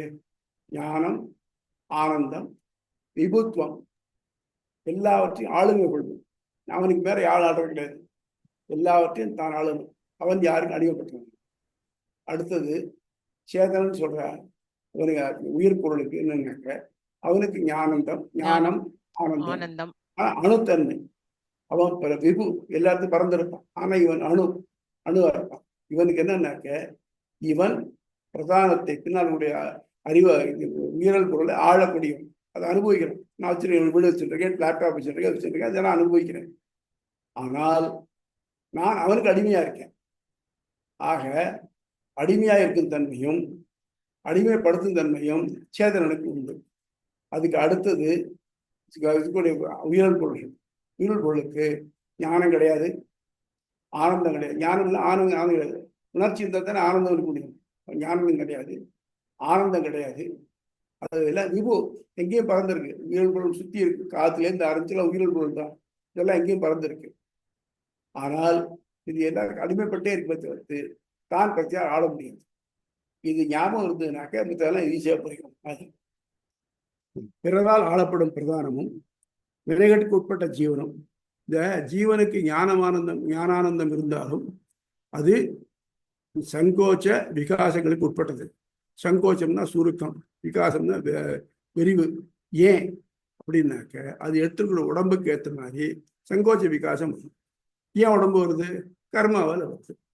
ஆக மொத்தம் கர்மாவனால ஞானத்துடைய ஏற்றவற்றங்கள் வரக்கூடியவனுக்கு எப்பவுமே கர்மா தொடர்பு இல்லாதவனாகும். ஞானத்தில் ஏற்றவற்றம் இல்லாதவன பரமாத்மாவை ஆக முடியாது. அவன் ஆத்மாவினின்று வேறுபட்டு அதை ஆழ்வோனாக இருவராலும் படிக்கப்படுவதால் அது ஜீவாத்மா வந்து. ஆகவே அவன் ஜீவாத்மா இல்லை. ஏன்னா அவன் பிரதானத்தையும் ஆள்றேங்கிறான், ஆத்மாவையும் ஆள்றேங்கிறான். ஆக மொத்தம் ஜீவாத்மா இல்லை. இக்களத்தால் நிறுவப்படும் கொள்கை உயிருள்ள உயிரற்ற பண்டங்கள் யாவற்றிலும் அவற்றின் ஆத்மாவுக்குள் நுழைந்து அவைகளால் அறியப்படாது அவைகளை ஆழ்வோன் என்ற தன்மை பரமாத்மாவுக்கே உள்ளதாக காண்ப மாத்தியங்கள் இருவரால் காட்டப்படுவதால் உள்ளிருந்து ஆள்பவன் என்பது ஜீவாத்மாவோ பிரதானமோ அல்ல. ஆக மொத்தம் அந்த ஸ்பெஷல் குவாலிட்டி இருக்கே, எல்லாத்தையும் ஆளக்கூடிய தன்மை அவன் ஒத்தனுக்கே இருக்கிறதுனால ஜீவாத்மாவுக்கு இல்லை. ஜீவாத்மாவுக்கு எல்லாத்தையும் ஆளக்கூடிய தன்மை இருந்ததுனாக்க என்னால் உங்களை ஆள முடியணும். என்னால் என்னையே காப்பாற்றிக்க முடியல, என்னையே ஆள முடியல. ஆளை இருந்து காப்பி சாப்பிடல அப்படின்னு நினைச்சாக்க அது நடக்கிறதா? நீ பண்ணக்கூடாது நினைச்சா என்னால் என்னையே ஆள முடியல. அப்படிப்பட்ட ஜீவாத்மா மற்ற பேர் எப்படி ஆள முடியாது. அதுதான் என்பதாகும் ஆத்மா. ஜீவாத்மா இது ஆத்மா என்ற மத்தியந்திர பாடத்திலும் விஞ்ஞானம் என்று கண்ம பாடத்திலும் குறிப்பிடப்படுகிறது. அதாவது இல்லையா, பண்பு ஆகுவையார்.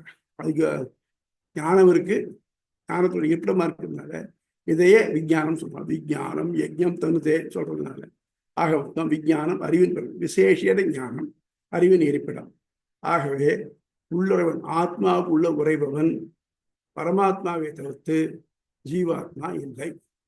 புரியுறதா? டவுட்ஸ்? புரியுது சுவாமி. மலைச்சாமி டவுட்ஸ் ஏதாவது இருக்கா?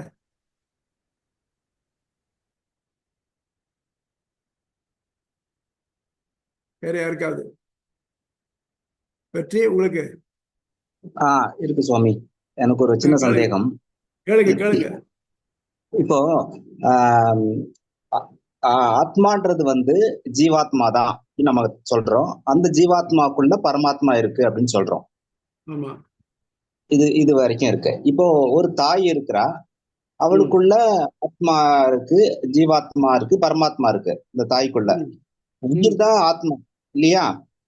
இப்போ அந்த தாயோட கருவுல இருக்கக்கூடிய குழந்தைக்கு ஜீவாத்மா மட்டும்தான் இருக்குன்னு சொல்ல முடியுமா, இல்ல பரமாத்மா ஜீவாத்மா ரெண்டும் அவளுக்குள்ள இருக்குன்னு சொல்ல முடியுமா? நிச்சயமா இருக்கு. அந்த கருவுற்ற தாயினுடைய உடம்பையும் பரமாத்மா இருக்கான். சிசுவனுடைய உடம்புலையும் பரமாத்மா இருக்கான். சிசுவனுடைய ஆத்மாவிலும் பரமாத்மா இருக்கான். பரமாத்மா வியாபிக்காத இடமே கிடையாது. ஒரு பர்டிகுலர் பிளேஸ்ல பர்டிகுலர் மாதிரி இருக்கான். காத்து இருக்கு. இப்ப நம்ம சுத்தி காத்து இருக்கு இல்லையா? இங்க காத்து இருக்கு. பலூனுக்குள்ள காத்து இருக்கு. பலூனுக்குள்ள காத்து இருக்கிறத அடைபட்டிருக்கு, அளவுபட்டிருக்கு. பட் இங்க இருக்கிற காத்து அளவுடாம இருக்கு இல்லையா? அதே மாதிரி பகவான் எங்கேயும் வியாபிச்சிருக்கான், நமக்குள்ளேயே இருக்கான். நமக்கு உடம்புலயே வந்தான் இருக்கு. என் உடம்புல எத்தனை செல் இருக்கு, ஒவ்வொரு செல்லையும் அதுக்கு ஒரு ஆத்மா இருக்கு, அதுலேயும் பரமாத்மா. ஆனால் நான் சொல்லிக்கிறேனே, அந்த நான் சொல்லிக்கிறதுக்கு இல்லை. ஒரு பரமாத்மா எந்த பரமாத்மா இருக்கானோ ஹி இஸ் லீடிங் மீ. அதனால எல்லாவற்றிலும் ஆத்மா இருக்கு. அந்த நான்கிற எண்ணம் எப்போ அந்த கருவுக்கு தோன்றதோ அந்த நேரத்தில் தான் நம்ம நார்மலா குழந்தைகளை சீமந்தம் பண்ணணும்னு சொல்ல முடியாது. அது அப்போ பண்ற வழக்கம். அதாவது அது இண்டிவிஜுவல் தாயினுடைய கர்ப்பப்பையில ஒரு பகுதியாக இல்லாமல் அது தனியாக இண்டிவிஜுவலாக எப்போ ஆகிறதோ அந்த நேரத்தை அதை பண்றதுங்கிற வழக்கம் வச்சுருக்காங்க. சாஸ்திரம் தான் சொல்றது. அதனால எல்லா பொருள்லையும் பரமாத்மா நீக்கவர் நிறைஞ்சிருக்கான். அதனால அது எந்த இடத்துல இருக்காங்கிறத பொறுத்து அவனுடைய செயல்பாடு வேறியாது. இப்போ நான் ஆஃபீஸில் இருந்தேன்னாக்க நான் மேனேஜிங் டைரக்டர். கோவிலுக்கு போனேன்னா நான் பக்தர். வீட்டில் இருந்தான்னா குடும்ப தலைவர். ஆனால் இருக்கிறது நான் ஒருத்தந்தான். அதே மாதிரி பரமாத்மா எந்த இடத்துல இருக்கானோ அதுக்கு ஏத்த மாதிரி அவனுடைய பெயர் வேறுபடுது. அவ்வளவுதான். புரியுதா? சுவாமி, இப்போ அந்த ஜாதகம் எல்லாம் குறிக்கும் போது அவங்க சொல்றாங்க இல்லையா, குழந்தை பிறந்த உடனே தான் அதுக்குள்ள ஆத்மா போறான், அதனால அந்த நேரத்துல தான் நம்ம ஜாதகம் நடிக்கிறதுக்கு பொதுவான ஒரு பேச்சு அப்படி நடைமுறையில இருக்கு. அது உண்மையா? அப்படி பார்த்தா இது எனக்கு குழப்பமா இருக்கு. அது இல்லை. ஆக்சுவலா ஜாதகம் கணிக்கிறச்சு என்ன சொல்றனாக்கா, ஜாதகம் இப்போ போடுற பிரின்சிபல் இருக்கு, இதுவே இந்த கரு எப்போ உற்பத்தி ஆச்சு அப்படிங்கிறது தான், அதை தான் அதுலேருந்து இந்த ஃபார்முலா இருந்து ரிட்ராக்ட் பண்ணிட்டு போகிறது. அந்த அந்த ஃபார்முலா நமக்கு இப்போ கிடைக்கல. இந்த குழந்தை பிறக்கிற நேரம் இருக்கு. இப்போ வந்து சிசேரியன் பண்ணி எடுக்கிற குழந்தைகளுக்கு எப்படின்னு தெரியாது எனக்கு. ஆனால் நார்மலாக குழந்தைகள் பிறக்கச்சே சொல்கிறாங்கனாக்க அதுலேயே 3 ஸ்கூல் ஆஃப் தாட்ஸ் இருக்கு. ஒரு ஸ்கூல் ஆஃப் தாட் என்ன சொல்றதுனாக்க, எப்போ குழந்தையினுடைய தலை தெரிகிறதோ அது குழந்தையுடைய பிறந்த நேரம்னு சொல்றார் ஒருத்தர். இன்னொருத்தர் எப்போ தாயுடைய உடல்ல இருந்து வெளியில வருதோ அதான் பிறந்த நேரங்கிறார். இன்னும் அதெல்லாம் இல்லை, தாய்க்கும் அதுக்கும் உள்ள தொடர்பு எப்போ அத்து போகுது, தொப்புப்படி அறுக்கிறா இல்லையா, அது மட்டும் அது தாயோட பொறுப்பு தான் அப்படிங்கிறார். இதுக்கு டைம் வேரி ஆகிறதுக்கு வாய்ப்பு இருக்கு. ஆனா இப்ப நம்ம என்ன பண்றோம், ஹாஸ்பிட்டல்ல இவ யாரும் இதெல்லாத்தையும் டயத்துல பார்த்துட்டு இருக்கிறது இல்லை. அவன் என்ன சொல்றா அதை நம்ம குறிச்சுக்கிறோம். ஆக மொத்தம் இன்னைக்கு போடக்கூடிய ஜாதகங்கள் எல்லாம் அவ்வளவு துல்லியமா இருக்குன்னு சொல்ல முடியாது. ஆனா எதுவா இருந்தாலும் சரி, நமக்கு இந்த நேரத்துல பிறக்கணும்னு சொல்றதுனாக்க அவன் பண்ணினது தான். அதனாலதான் இன்னைக்கு நிறைய ஜாதகங்களை பார்க்கறச்ச அவ ஒரு கருத்து சொல்லியிருப்பா, அது ஜோசியர், இது இப்படி நடக்கும்ட்டு. ஆனா நடக்காம போகும். ஏன்னாக்க அது வந்து கரெக்டான டேட்டா, டைம் ஆஃப் பர்த் இல்லை. சில ஜாதகங்களை பார்த்த உடனே சொல்லலாம் இந்த ஜாதகம் தப்பா குறிக்கப்பட்டிருக்குன்னு சொல்ல முடியும். அது மாதிரி அது மட்டும் இல்லாம இந்த ஜாதகம் இருக்கு இல்லையா, இந்த ஜாதகத்தை இன்னைக்கு இருக்கிற ஃபார்முலா அப்படி குறிக்கிறோமே, இது ஆக்சுவலாவே இட் இஸ் பேஸ்ட் என்னைக்கு இது கரு உற்பத்தி ஆச்சோ அன்னிலிருந்து வரக்கூடியதான். அப்படிதான் வச்சுக்கிறோம். அது எப்படி வந்து ட்ரேஸ் பண்ணுனா, இந்த குழந்தை பிறக்கிறதுக்கு ஒரு 270 நாளைக்கு முன்னாடி அது எப்படி ட்ரேஸ் பண்ணா அப்படின்னு நமக்கு தெரியல. அதை வந்து எந்த ஒரு ஜோதினோன்னு விளக்கமா சொன்னது தெரியல. ஆகவே இருக்கிற டேட்டா வச்சுன்னு பார்த்தோம்னாக்க இன்னைக்கு இருக்கிற ஜாதகத்தை வச்சுட்டு இப்படி இருப்பான்னு சொல்ல முடியுமே தவிர்த்து அதை எக்ஸாக்டா சொல்றது முடியாத காரியம். அதனாலதான் ப்ரெடிக்ஷன் வந்து இம்பர்ஃபெக்டா.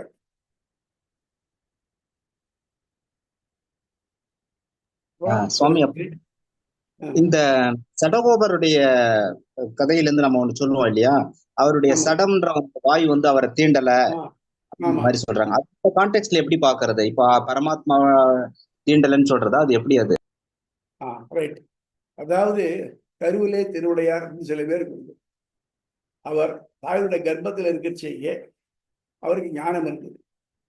எக்ஸாம்பிள் என்னன்னாக்க, பரீட்சித்துன்னு கேள்விப்பட்டிருக்கீங்க இல்லையா? பரீட்சித்துங்கிறவன் அபிமன்யுடைய மனைவி உத்தரையுடைய கர்ப்பத்தில் இருந்தான். அஸ்வத்தாமா பாண்டவர்கள் இல்லாமலும் அபாண்ட வாஸ்தவம் விட்டான், பிரம்மாஸ்திரத்தை விட்டான். அப்போ அந்த கருவை அந்த அஸ்திரம் தாக்காம பகவான் உள்ள போய் அதை காப்பாத்தினார். அப்போ அந்த குழந்தை தன்னை சுத்தி சுத்தி ஒரு ஒளி வரதை பார்த்துட்டே இருந்தான். அதை பார்த்து பார்த்து இது யாரு அப்படின்னு தெரிய ஆரம்பிச்சான். அதை பரீட்சை பண்ணித்தான். அதான் பரீட்சத்துன்னு பேர் அவனுக்கு. அது காரண பேர். அவனுடைய உண்மையான பேர் விஷ்ணுராதன்னு பேரு.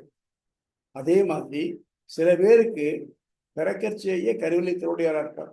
சில கருவரங்கத்தில் உள்ளேன் கைதொழுதேன் கண்டேன் திருவரங்கம் மேயான் திசை அப்படின்னு சொல்றார், பொய்யாழ்வார். அந்த மாதிரி அப்பவே அந்த ஞானம் இருக்கு. அந்த ஞானம் அது மட்டும் இல்லாம சொல்றதுதான் கேள்விப்பட்டு, இது நமக்கு சயின்டிஃபிக்கா ப்ரூவ் பண்ணா நல்லா முடியாது. அந்த குழந்தை அங்க இருக்கிறச்சே உண்மையான ஞானம் இருந்தது. எனக்கு ஐயோ, நான் இந்த ரத்தத்தில் சீழி இருந்து கூட கஷ்டப்படுறேன், எப்பா இதை திரும்பி பறக்க வச்சிட்டியே அப்படின்னு வருத்தப்பட்டதான். அந்த பழைய போலி ஜென்ம ஞாபகங்கள்லாம் அப்ப இருக்காங்க. ஆனா அது எப்போ இந்த தாயுடைய கருவறையை விட்டு வெளியில வருதோ, வெளியில வச்சு அது வெளியில இருக்கிற காத்து அதை மூடுறச்சேன்னு அதில் கம்ப்ளீட்டா மறந்து போயிடும். மறந்து போறதுனால அந்த எந்த வாயு வந்து மூடி அதை மறக்கடிக்கிறது, அதுக்கு பேர் சடம்னு பேரு. அம்மாழ்வாருக்கு அந்த வாயு தன்னை மூட வரைச்ச அவருக்கு ஞானம் மிகுந்து இருந்ததுனால இந்த சடத்தை கோபிச்சு வெளுத்தார், பூமி வளர்த்துனாங்க. அதனால சடன் கோபம், சடகோபம்னு பேர். அதனால அவருக்கு ஞானம் அப்போ இருந்தது. அதனாலதான் முதல் பாட்டை செய்ய பொய் நின்ற ஞானமும் பொல்லா ஒழுக்கும் அழுக்குடமும் இன்னின்ற நீர்மை இனியாமுறாமை இன்னும் ஆரம்பிக்கிறார்கள்.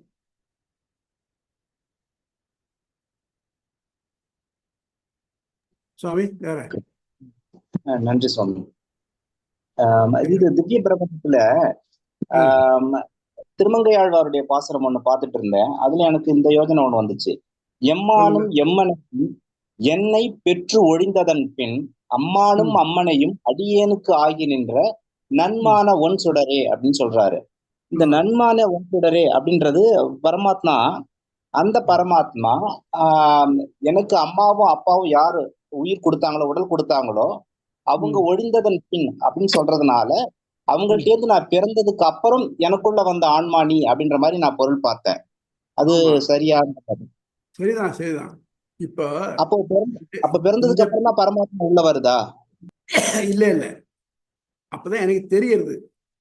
நான் என்ன நினைச்சிட்டு இருக்கேன், இன்னி மட்டும் யார் என்னுடைய தாயாதகப்பனார், யுவர் நேம், ஃபாதர்ஸ் நேம் போடுறோம் இல்லையா, தாயாதகப்பன், இவாள் தான் தாயாதகப்பன் நினைச்சிட்டு இருந்தேன். ஆனா என்னாச்சுன்னாக்க அவ எனக்கு தாயாதகப்பனார் இல்லை. எனக்கு இப்படி தாயாதகப்பன் எடுக்கணும்னாக்க எத்தனையோ ஆயிரக்கணக்காக எடுத்துட்டு இருக்கணும். ஆனா எனக்கு உண்மையான தாயாதகப்பனார் யாருன்னாக்க நீ தான். அதுதான் எனக்கு தெரிஞ்சது. இத்தனை நாளா அது தெரியாம இருந்தது. அதான் நன்மான நன்கு அளக்கக்கூடிய, அறியக்கூடிய தாய் தகப்பன் நீ. அது இல்லாம நான் வந்து இவா தான் தாயத்தை நினைச்சிட்டு இருந்தேன். அந்த எண்ணம் எனக்கு வந்துடுது இல்லையா, இன்னுமே உலகத்தை பத்தி எனக்கு என்ன கவலை அப்படிங்கிறார். நன்றி சுவாமி. Right, thank you. வேற ஏதாவது சந்தேகங்கள் யாருக்காவது? போன வாரத்துல இந்த சொல்லுங்க. சாடல்னு ஒரு பாடல் வந்து இந்த சொன்னேன் இல்ல, அது தேடி பார்த்தேன், எனக்கு தெரியலையே. காடுரைந்தான் காணியடி ஆழ்கடல், அதோட ஃபர்ஸ்ட் என்ன இது, திருமங்கை ஆழ்வாரோட என்ன இது மாணவரும் மின்னோக்கி வைதேகி என்றுணையா அப்படிலாம் சொன்னேன்ல, அது என்னது ஆரம்பம் புரியல. மாணவரும் மின்னோக்கி வைதேகி துணையாய் காணவரும் கல்லதர் போய் காடுரைந்தான் காணியடி காணவரும் கல்லதர் போய் காடுரைந்த பொன்னடிக்கல் வானவர்கள் மேல்கண்டாய் சாழலே. அதாவது ரெண்டு பேர் பாடுறது வஞ்ச புகழ்ச்சி அணிம்பா இல்லையா. ஒருத்தர் வந்து ஒரு குத்தத்தை சொல்றது. எத்தனாவது பாசனம் தெரியல, தேடி தேடி பார்க்க. 11வது பத்துல இருக்கு பாருங்க. ஓ 11. சரி சரி. 11வது பெரிய திருமொழியில 2வது ஆயிரத்துல 11வது பத்துல இருக்கு பாருங்க. ரைட், ஓகே, பாத்துறோம். அதே மாதிரி அது இன்னொரு இன்ஃபர்மேஷன் நீங்க கேட்டதுனால சொல்றேன். ரெண்டு பேர் பாடிட்டு இருக்கா. அவ என்ன சொல்றான்னாக்க, பெருமாள் வராக அவதாரம் எடுத்து பூமியை குத்தி மேல தூக்கி கொண்டு வந்தான். இது எவ்வளவு பெரிய உபகாரம். அப்படிப்பட்டவனை போய் திருடன் சொல்றாளே, எப்படி நியாயமா அப்படி ஒத்தி கேட்கிறா. அதுக்கு ஒத்தி பதில் சொல்றா, ஆமா திருடன் தான். ஏன்னா அவர் வந்து போரில் கதிரொலித்தார். அதனால இருந்தாலும் என்ன பண்ணுவான்னாக்க, இந்த போர் அடிக்கிறதுக்கு அறுவடை வாய் நெல்லெல்லாம் ஒரு களத்துல போட்டு அடிப்பான். அடிக்கச்சே அவளுக்கு கூலியா இந்த நெல்லு தான் கொடுப்பான். அதுல இந்த அடிக்கிறவா இருக்க பாருங்க, அந்த அடிச்சுட்டு அந்த வைக்கலை போட்டு வைக்கல் பூரா வச்சிருவாங்க. அதுல என்ன பண்ணுவாங்க, சில பேர் இந்த கதிரை அடிக்காமலேயே யாருக்கும் தெரியாம கதிர்க்குள்ள சொருகி வச்சிருவாங்க. போருக்குள்ள யோசிச்சாக்க எல்லாம் முடிஞ்சு போய் அதை எடுத்துன்னு போகலாம். அதாவது இவளுக்கு கிடைக்கிற கூலியை விட அந்த கதிரில் இருக்கிற நெல் அதிகமா கிடைக்கும். அதாவது போர்ல இந்த கதிரை ஒழிச்சு வச்சிருக்கா இல்லையா, அதான். ஆமாப்பா, அவ சொல்ற, ஆமா அவனுக்கு திருடன் பேர் பொருந்தும். ஏன்னாக்க போர்ல கதிரொலித்தான். அப்படின்னா என்னன்னாக்க, பாரத போர்ல ஜெயதிரத விதத்துக்காக கதிர சூரியனை ஒழித்தா இல்லையா, அதனால அது பொருந்துங்க. சிலேடையா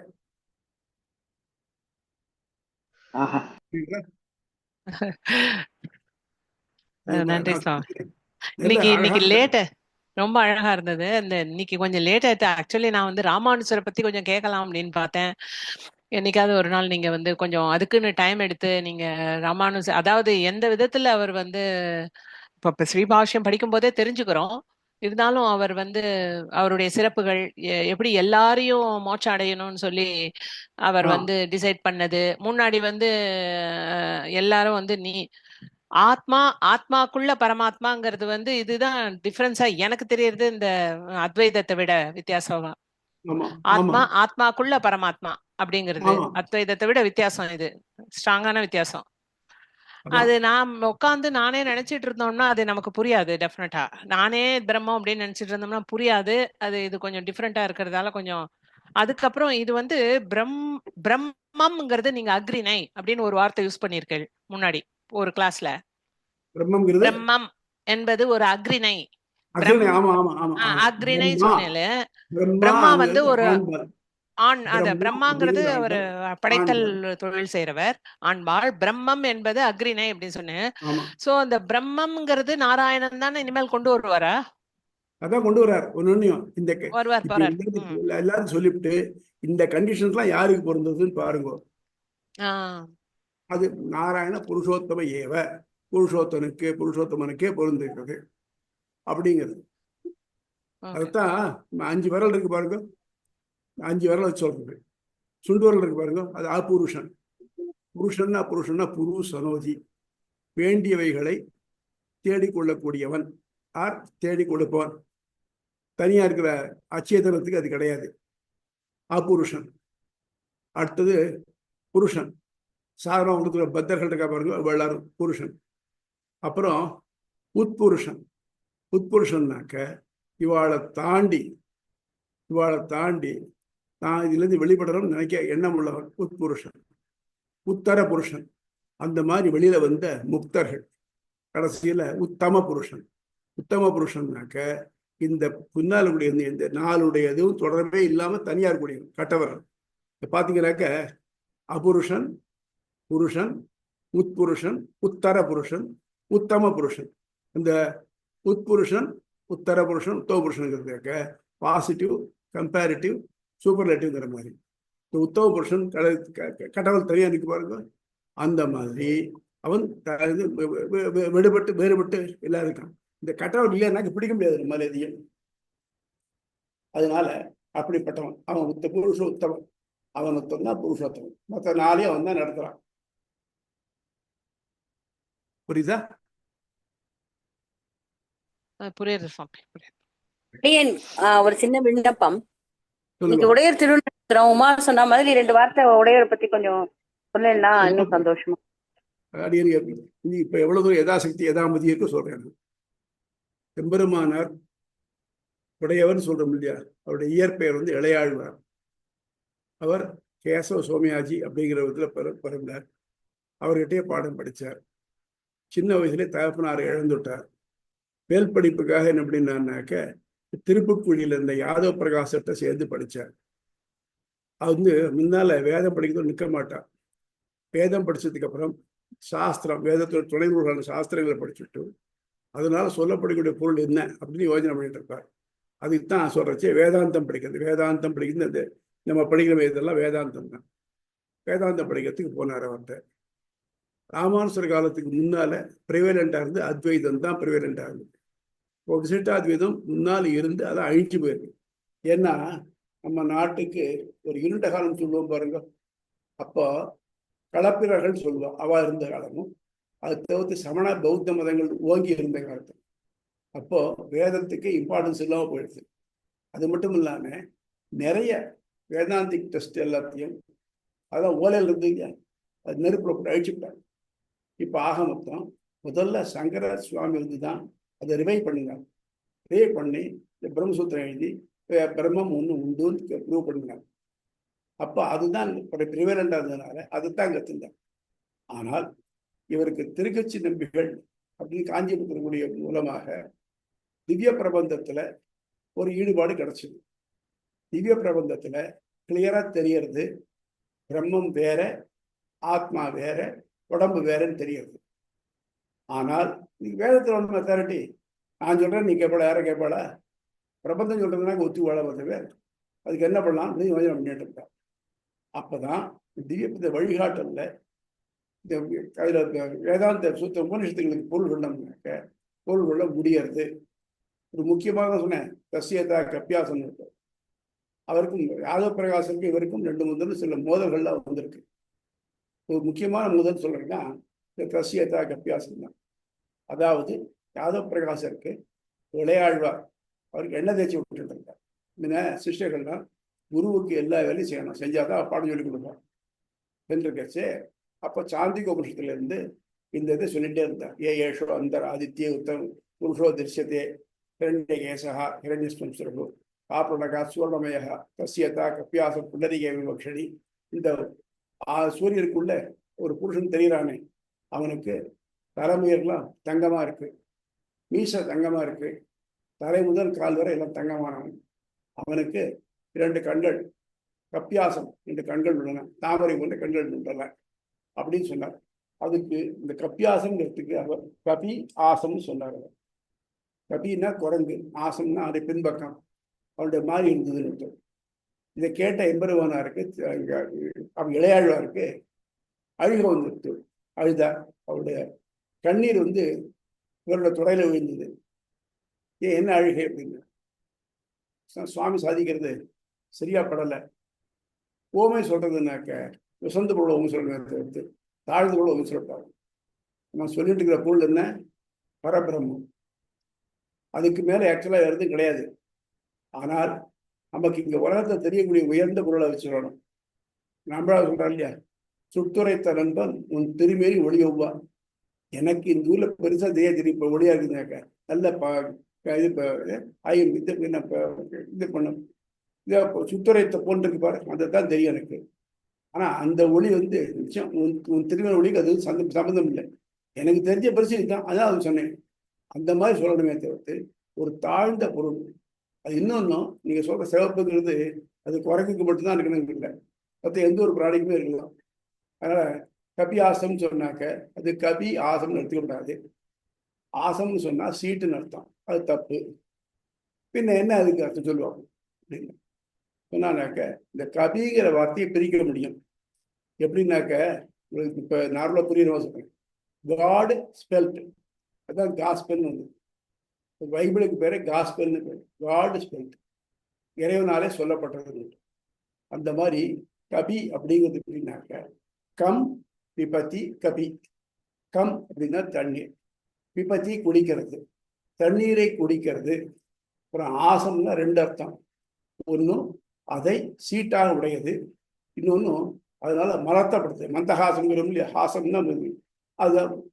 அப்போ கபி பிளஸ் ஆசம்னாக்க தண்ணீரை குடிப்பது, அலர்த்தப்படுவது.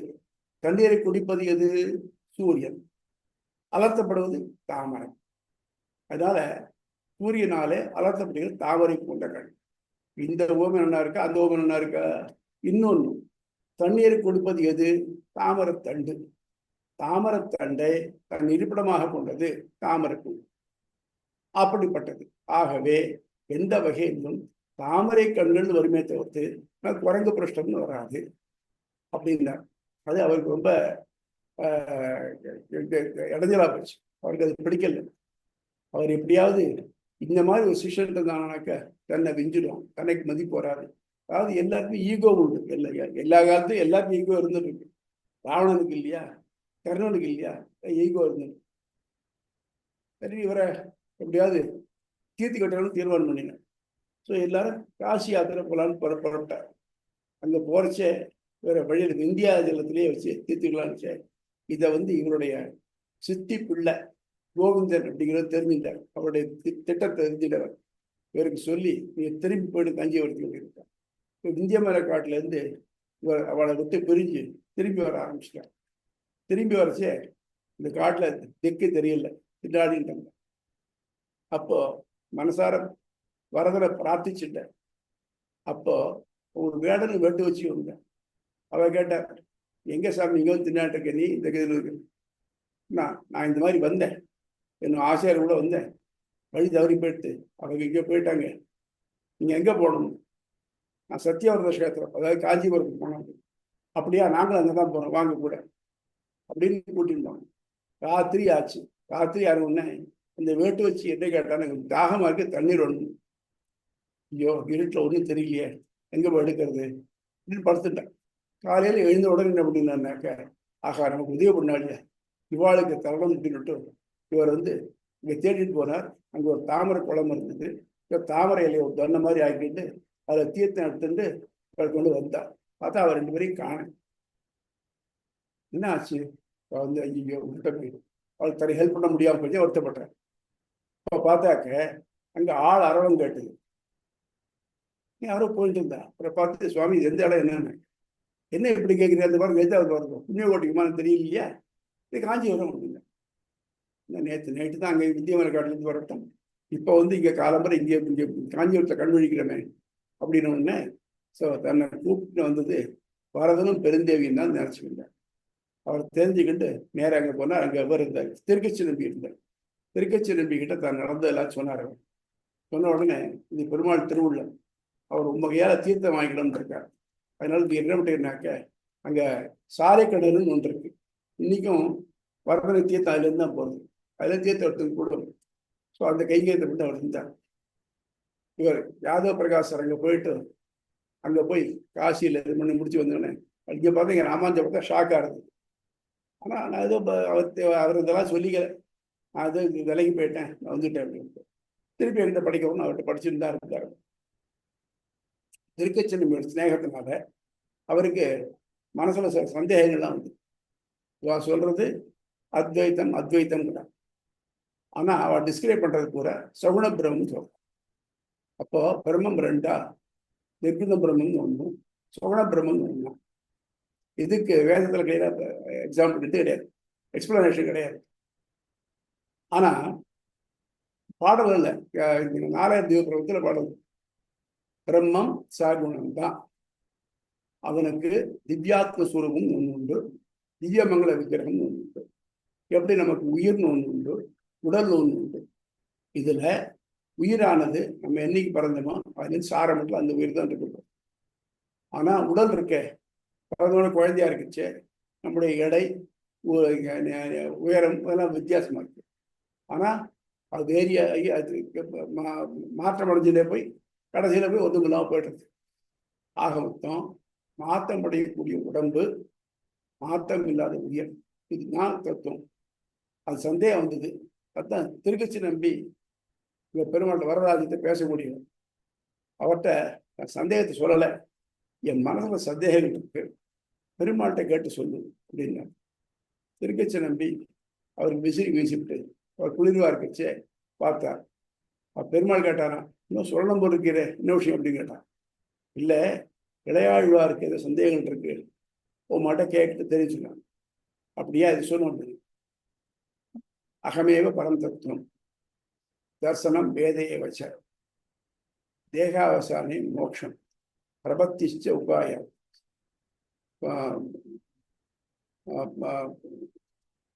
மகாபூர்ணம் சமாசிரியே. 6 சொன்னார், 7 6 சொன்னார். என்னன்னாக்க நான் தான் பரதத்துவம். பரதத்துவம் யாருன்னா நாராயணன் ஆகிய நான் பரதத்துவம், அகமே பரதத்துவம். தர்சனம் வேதையை வச்ச, தர்சனம் பார்க்க வேண்டிய எப்படி இருக்குனாக்க ஜீவாத்மா வேற, பரமாத்மா வேற. அப்புறம் பிரபத்திச்சு உபாயாது, என்ன வழி என்னன்னாக்க நடையறதுக்கு பிரபத்தி தான். என்னால ஒன்றும் முடியாது, பெரும்பகவான் இதான் காப்பாற்றலாம் அப்படி முழு நம்பிக்கையோட. எப்படி ஒரு கை குழந்தையானது தாயை நம்பி இருக்கோ, எப்படி ஒரு பூனைக்குட்டியானது அது தூக்கிட்டு போறது தாயை நம்பி இருக்கோ, அந்த மாதிரி சரணாகதி. அதான் அதுக்கு அடுத்தபடி கால தேகாவசானி மோட்சம். மோட்சம் வந்து இப்ப கிடைச்சோம்னா கிடைக்காது. ஏன்னாக்க நீ ஒரு கர்மத்தை அனுபவிக்கிறதுக்காக போடப்பட்டிருக்க. இதுக்கு பிராரப்த கர்மான்னு பேரு. பிராரப்த கர்மா முடிஞ்சா தான் மோட்சம், தேகாவசானி மோட்சம். அப்புறம் நீர் வந்து பெரிய நம்பியை ஆச்சாரியராக பற்றுவீராக கேட்டுட்டார் அப்படின்னு சொன்ன உடனே, ஆஹா, நான் என்னுடைய கிட்டத்தட்ட இதான் நினைச்சிட்டு இருந்தேன், கிளியரா சொல்லிட்டாரே அப்படின்னு நினைச்சிட்டு இருந்தேன். அதுக்கப்புறம் அவருக்கும் பெரிய நம்பிக்கையும் ஆளவந்தாருடைய இதுபடி சிநேகம் கிடைச்சது. அப்புறம் பின்னால் பெரிய நம்பி வந்தார் அப்படின்னு ஆரம்பிச்சுக்கிறோம். ஆக மொத்தம் இன்னைக்கு இருக்கக்கூடிய நம்ம இந்த தரிசனம் இருக்க, இது வரதராஜனால தான் திருவாய் திறந்து அருளப்பட்டது. அதனாலதான் நம்ம இன்னைக்கு வந்துட்டு இருக்கோம். அது என்ன பிரச்சனைனாக்க 2 ஆனா 1. அது எப்படி 2 கான்ட்ரவர்சியா இருக்கேன்னாக்க அதான் சொல்லணும். எந்த கண்டிஷன்ல 2, எந்த கண்டிஷன்ல 1. எந்த கண்டிஷன்ல 2 அப்படின்னாக்க கர்மவினை அனுபவிக்கிறது வேற. ஆனால் இதுல ஒண்ணுனாக்க நடத்தப்படுறது அவனால. என்னுடைய உடம்பு என்னோட வேறையாது, ஆனா அது உடம்பானது என்னுடைய ஆத்மாவில் நடத்தப்படுறது. கையை நட்டுனா நான் நினைச்சா நட்ட முடியும், அந்த மாதிரி சரீர சரீர சரீரி சம்பந்தம். அதுக்காகத்தான் நம்ம படிக்கிறோம். இதுக்கு வேற சாரீரக மீமாம்சைன்னு வரும். முன்னாலே சொன்னீங்க, ஃபர்ஸ்ட் கிளாஸ்ல ரெஃபர் பண்ண சொன்னேன். இதுக்கு சாரீரக மீமாம்சைன்னு முந்தினது ரிச்சுவல்ஸுக்கு பூர்வ மீமாம்சைன்னு வரும். இதுக்கு உத்தர மீமாம்சை அல்லது சாரீரக மீமாம்சை. ஆகவே நம்ம அவனுக்கு சரீரமா இருக்கோம், அவன் இஷ்டப்படி நாம் நடத்தப்படுகிறோம். அந்த எண்ணம் நமக்கு இருந்ததானால் பாதி ப்ராப்ளமே இல்லை. என் கை தனியாக ஆசைப்படுமா, அதாவது என் வாய் தனியாக ஆசைப்படுமா? ஆசைங்கிறது என்னோட உயிருக்கு தானே இருக்கு. அதே மாதிரி அவன் எது ஆசைப்படுறானோ அதுதான் நம்ம செய்யறது வந்துனாக்க நமக்கு பாவமே ஒட்டாது, நம்ம கர்மாவை தீர்த்துருவோமே. இதுதான் அவனுடைய சென்ட்ரல் ஜெனரல் ஜிஸ்ட். அதனால அவர் பின்னாடி இங்கே வந்து இது எல்லாத்தையும் எஸ்டாப்ளிஷ் பண்ணுறதுக்கு ரொம்ப சிரமப்பட்டார். எல்லாத்தையும் படிச்சு அது மட்டும் இல்லாமல் இவர் படிக்காத சாஸ்திரமே இல்லை. சாங்கியம், யோகம், நியாயம், வைசேஷிகம், சார்வாகம், மீமாம்சம், அத்வைத்தம் எல்லாத்தையும் படிச்சிருக்கார். நல்லா படிச்சுட்டு ஒன்னொன்னு இருக்கக்கூடிய கோளாறுகளை என்ன எடுத்து காமிச்சு இது அப்படி இல்லைன்னு ப்ரூவ் பண்ணிருக்கேன். அதான் நம்ம பார்த்துருக்கோம். சரியா சுவாமி? ரொம்ப நன்றி அடியேன். ரொம்ப சந்தோஷம். அடியேன் சொல்லுங்க சொல்லுங்க. ஒண்ணு இல்ல, இன்னைக்கு உடையவர் திருநட்சத்திரம். ஆமா, அதனால நான் 2 வரி எழுதியிருக்கேன். அத அடியனுக்கு பாடி காட்டலாமா அப்படின்றதுதான் விஞ்ஞாபனம். இதுக்கு கரும்பு தின்ன கூலியா? ஒரு நிமிஷம். எம்பிரான் எம்பிரான் எம்பிரான் எம்பிரான் எமையாடும் எம்பிரான் எம்பிரான் எம்பிரான் எமையாடும் எம்பிரான் எண்ணிலடங்கா பெருமைகள் எங்கெங்கும் நின் புகழ் எம்பிரான் எம்பிரான் எமையாளும் எம்பிரான் எத்தீராசல் நின்னருள் என்றென்றும் வேண்டினோம் எத்தீராசல் நின்னருள் என்றென்றும் வேண்டினோம் எண்ண முடியாசைகள் எண்ணிடாமல் காத்தருள் எண்ண முடியாசைகள்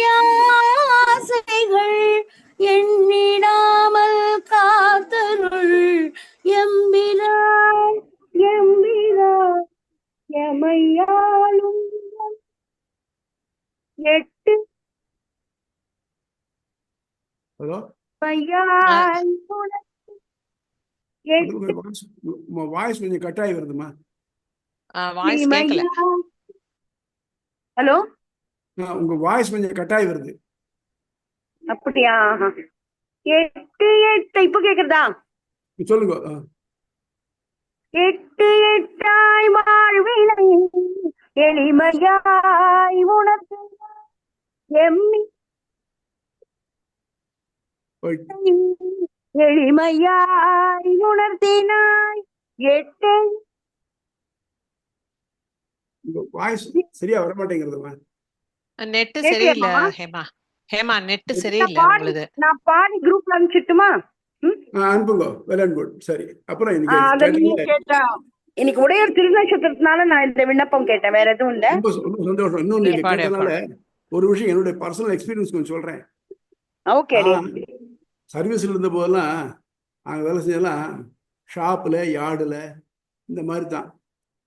ப்ராக்டிகல் நல்ல வார்த்தைன்னு ஒரு வார்த்தை வராது. என்னால் சரிசு என்ன பண்ணணும்னாக்க தமிழில் எத்தனை அபியூஸ் இருக்கோ அதுக்கு டிக்ஷனரி எழுத முடியும். அப்படிதான் இருந்தது. ஆனால் ஏதோ பகவத் சங்கல்பத்தில் ரிட்டையர் ஆனதுக்கப்புறம் எனக்கு இந்த திருப்பானாடு சந்தியில் கைங்கரியம் பண்ணுறதுக்கு ஒரு வாய்ப்பு கிடைச்சிது. அதுக்கப்புறம் தான் இதெல்லாம் தெரிஞ்சு வந்தது. அப்புறம் இதெல்லாம் எப்படி தெரிஞ்சுட்டேன்னாக்க, நிச்சயமாக எனக்கு சம்ஸ்கிருதம் தெரியாது, ஒரு தமிழ் ஸ்டூடெண்ட் தான். தெரிஞ்சதுனாக்க இதுக்கெல்லாம் ஒரே காரணம் என்ன நினைக்கிறேன்னாக்க, இப்போ நான் எங்கே இருக்கேனோ இந்த இடத்துக்கு நேர நான் பார்த்துருக்க நேரத்துக்கு நேர ஒரு மதில் தான் இருக்குது. மதில் தாண்டியாச்சுனாக்க நேர எம்பெருமானார் சந்தி தான் இருக்கு, உடையோட சந்தி. இங்கே தான் உடையர் ஏண்ட பண்ணிருக்க கீழே. உடையோருடைய இது சொன்னாக்க திருவரசு இங்கே தான் இருக்கு. உலகத்துல வேறு யாருக்குமே கிடைக்காத இடம் இந்த இடம் எனக்கு கிடைச்சிருக்கு. இப்படியே எங்க அப்பாவுக்கு ஏதாவது தெரியுமா தெரியாது, வாங்கினார் 1930களில் வாங்கியிருக்காரு. ஆக அந்த இன்ஃப்ளூயன்ஸ் தான் இது எப்படின்னு என்னால் இப்போ 4 வார்த்தை பேச முடியுதுன்னு நினைக்கிறேன். இல்லைன்னாக்க எனக்குன்னு எடுத்துனீங்கன்னாக்கா ஐ எம் 0. இது அவருடைய இன்ஃப்ளூயன்ஸ் அவர் இப்போ பார்த்துட்டு இருக்கோம் பாருங்க. அதனால எனக்கு இந்த இடத்துல வரத்துக்கே மனசு வர மாட்டேங்கிறது. அதனால எங்கேயும் போக மாட்டேங்கிறேன். இந்த மாதிரி எனக்கு அவருக்கு ஒரு நேர்கோடு போட்டாக்க எப்படி இருக்குமோ அந்த மாதிரி இருக்கேன். அதனால மட்டும்தான் எனக்கு ஏதோ இன்னும் 2 உங்கள்கிட்ட பேச தெரியுறதை தவிர்த்து இல்லைன்னாக்க இண்டிவிஜுவலி ஐ எம் 0. அதனால அவருடைய இன்ஃப்ளூயன்ஸ் நிச்சயமா இருக்கு. இது மட்டும் இல்லாம இன்னைக்கு 1008வது திருநட்சத்திரம், 1000வது திருநட்சத்திரம் இங்கே நடக்கிறச்சே இந்த ஆயிரக்கால் மண்டபத்தில் அடியானுக்கு ஒரு மணி நேரம் ஸ்ரீபாஷத்தை பேசுறதுக்கு வாய்ப்பு கிடைச்சிது. அதெல்லாம் எதிர்பாராத ஒன்றும் எப்படியோ அது அதுவாக கிடைச்சிது. அதனால நிச்சயமா அவருக்கு நம்ம எவ்வளவு கடன்பட்டுக்கன்னு சொல்ல முடியாது. இந்த ஜென்மம் இல்லை, 7 ஜென்மம் அவருக்கு தான் உண்டு. அடியன் தாசன் சுவாமி, ரொம்ப சந்தோஷம் சுவாமி இதை கேட்டு. அடியன் சொல்லுங்க. பாக்கியம் சுவாமி, தம்பதியரோட பாக்கியம், இப்பேற்பட்ட ஆச்சாரியனோட ஒரு சம்பந்தம் அடியவங்களுக்கு இருக்கு அப்படின்றது ரொம்ப சந்தோஷம்.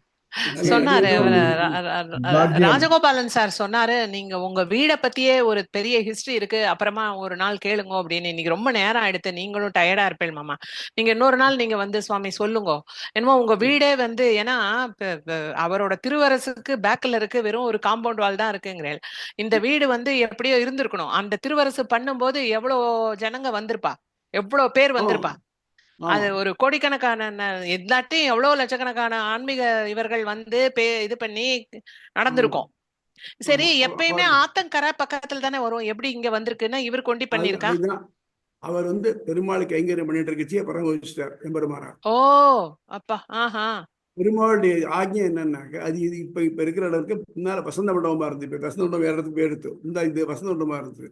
நம்ம ராமானுசனை வசந்த மண்டபத்திலே எழ பண்ணுன்னு பெருமாளுடைய ஆக்ஞை. அதனால அவர் இங்கே எழ பண்ணினாங்க. வேற எந்த கோயிலும் கிடையாது இந்த மாதிரி. இந்த ஒரு கோயிலில் மட்டும்தான் உண்டு. இன்னைக்கு இந்த கோயிலில் கூட நடக்கக்கூடிய எல்லாம் என்னன்னாக்க ராமானுஜர் திவ்யாக்ஞா. அவர் அன்னைக்கு என்ன ஒழுங்கு பண்ணி வச்சா அது ஒழுங்கு தான் ஓரளவுக்கு நடந்துட்டு இருக்கு. இந்த காலத்துல பாத்தீங்கன்னா பரப்பாடு டைம் எல்லாம் போட்டுக்கா பாருங்க. நீங்க பெரும்பாடு டயத்தை பார்த்து என்ன வாசி திருப்பி வச்சுக்கலாம். அந்த அளவுக்கு நடந்துட்டு இருக்கு. அதான் ஒரு பாக்கியம். எங்கேயோ எந்த ஊர்லயோ பிறந்தோம், எங்க அப்பா எல்லாம் பிறந்தது, அதெல்லாம் தாண்டி இங்க குடியேறி இப்படி எல்லாம் வந்த முடியாது. ஏதோ அவன் கூட்டின்னு போறான். அதனாலதான் நான் சொல்றேன், என்னுடைய முயற்சிங்கிறது எதுவுமே இல்லை. அவன் என்னை கையை பிடிச்சி கூட்டின்னு போறான்னு நான் நினைக்கிறேன்.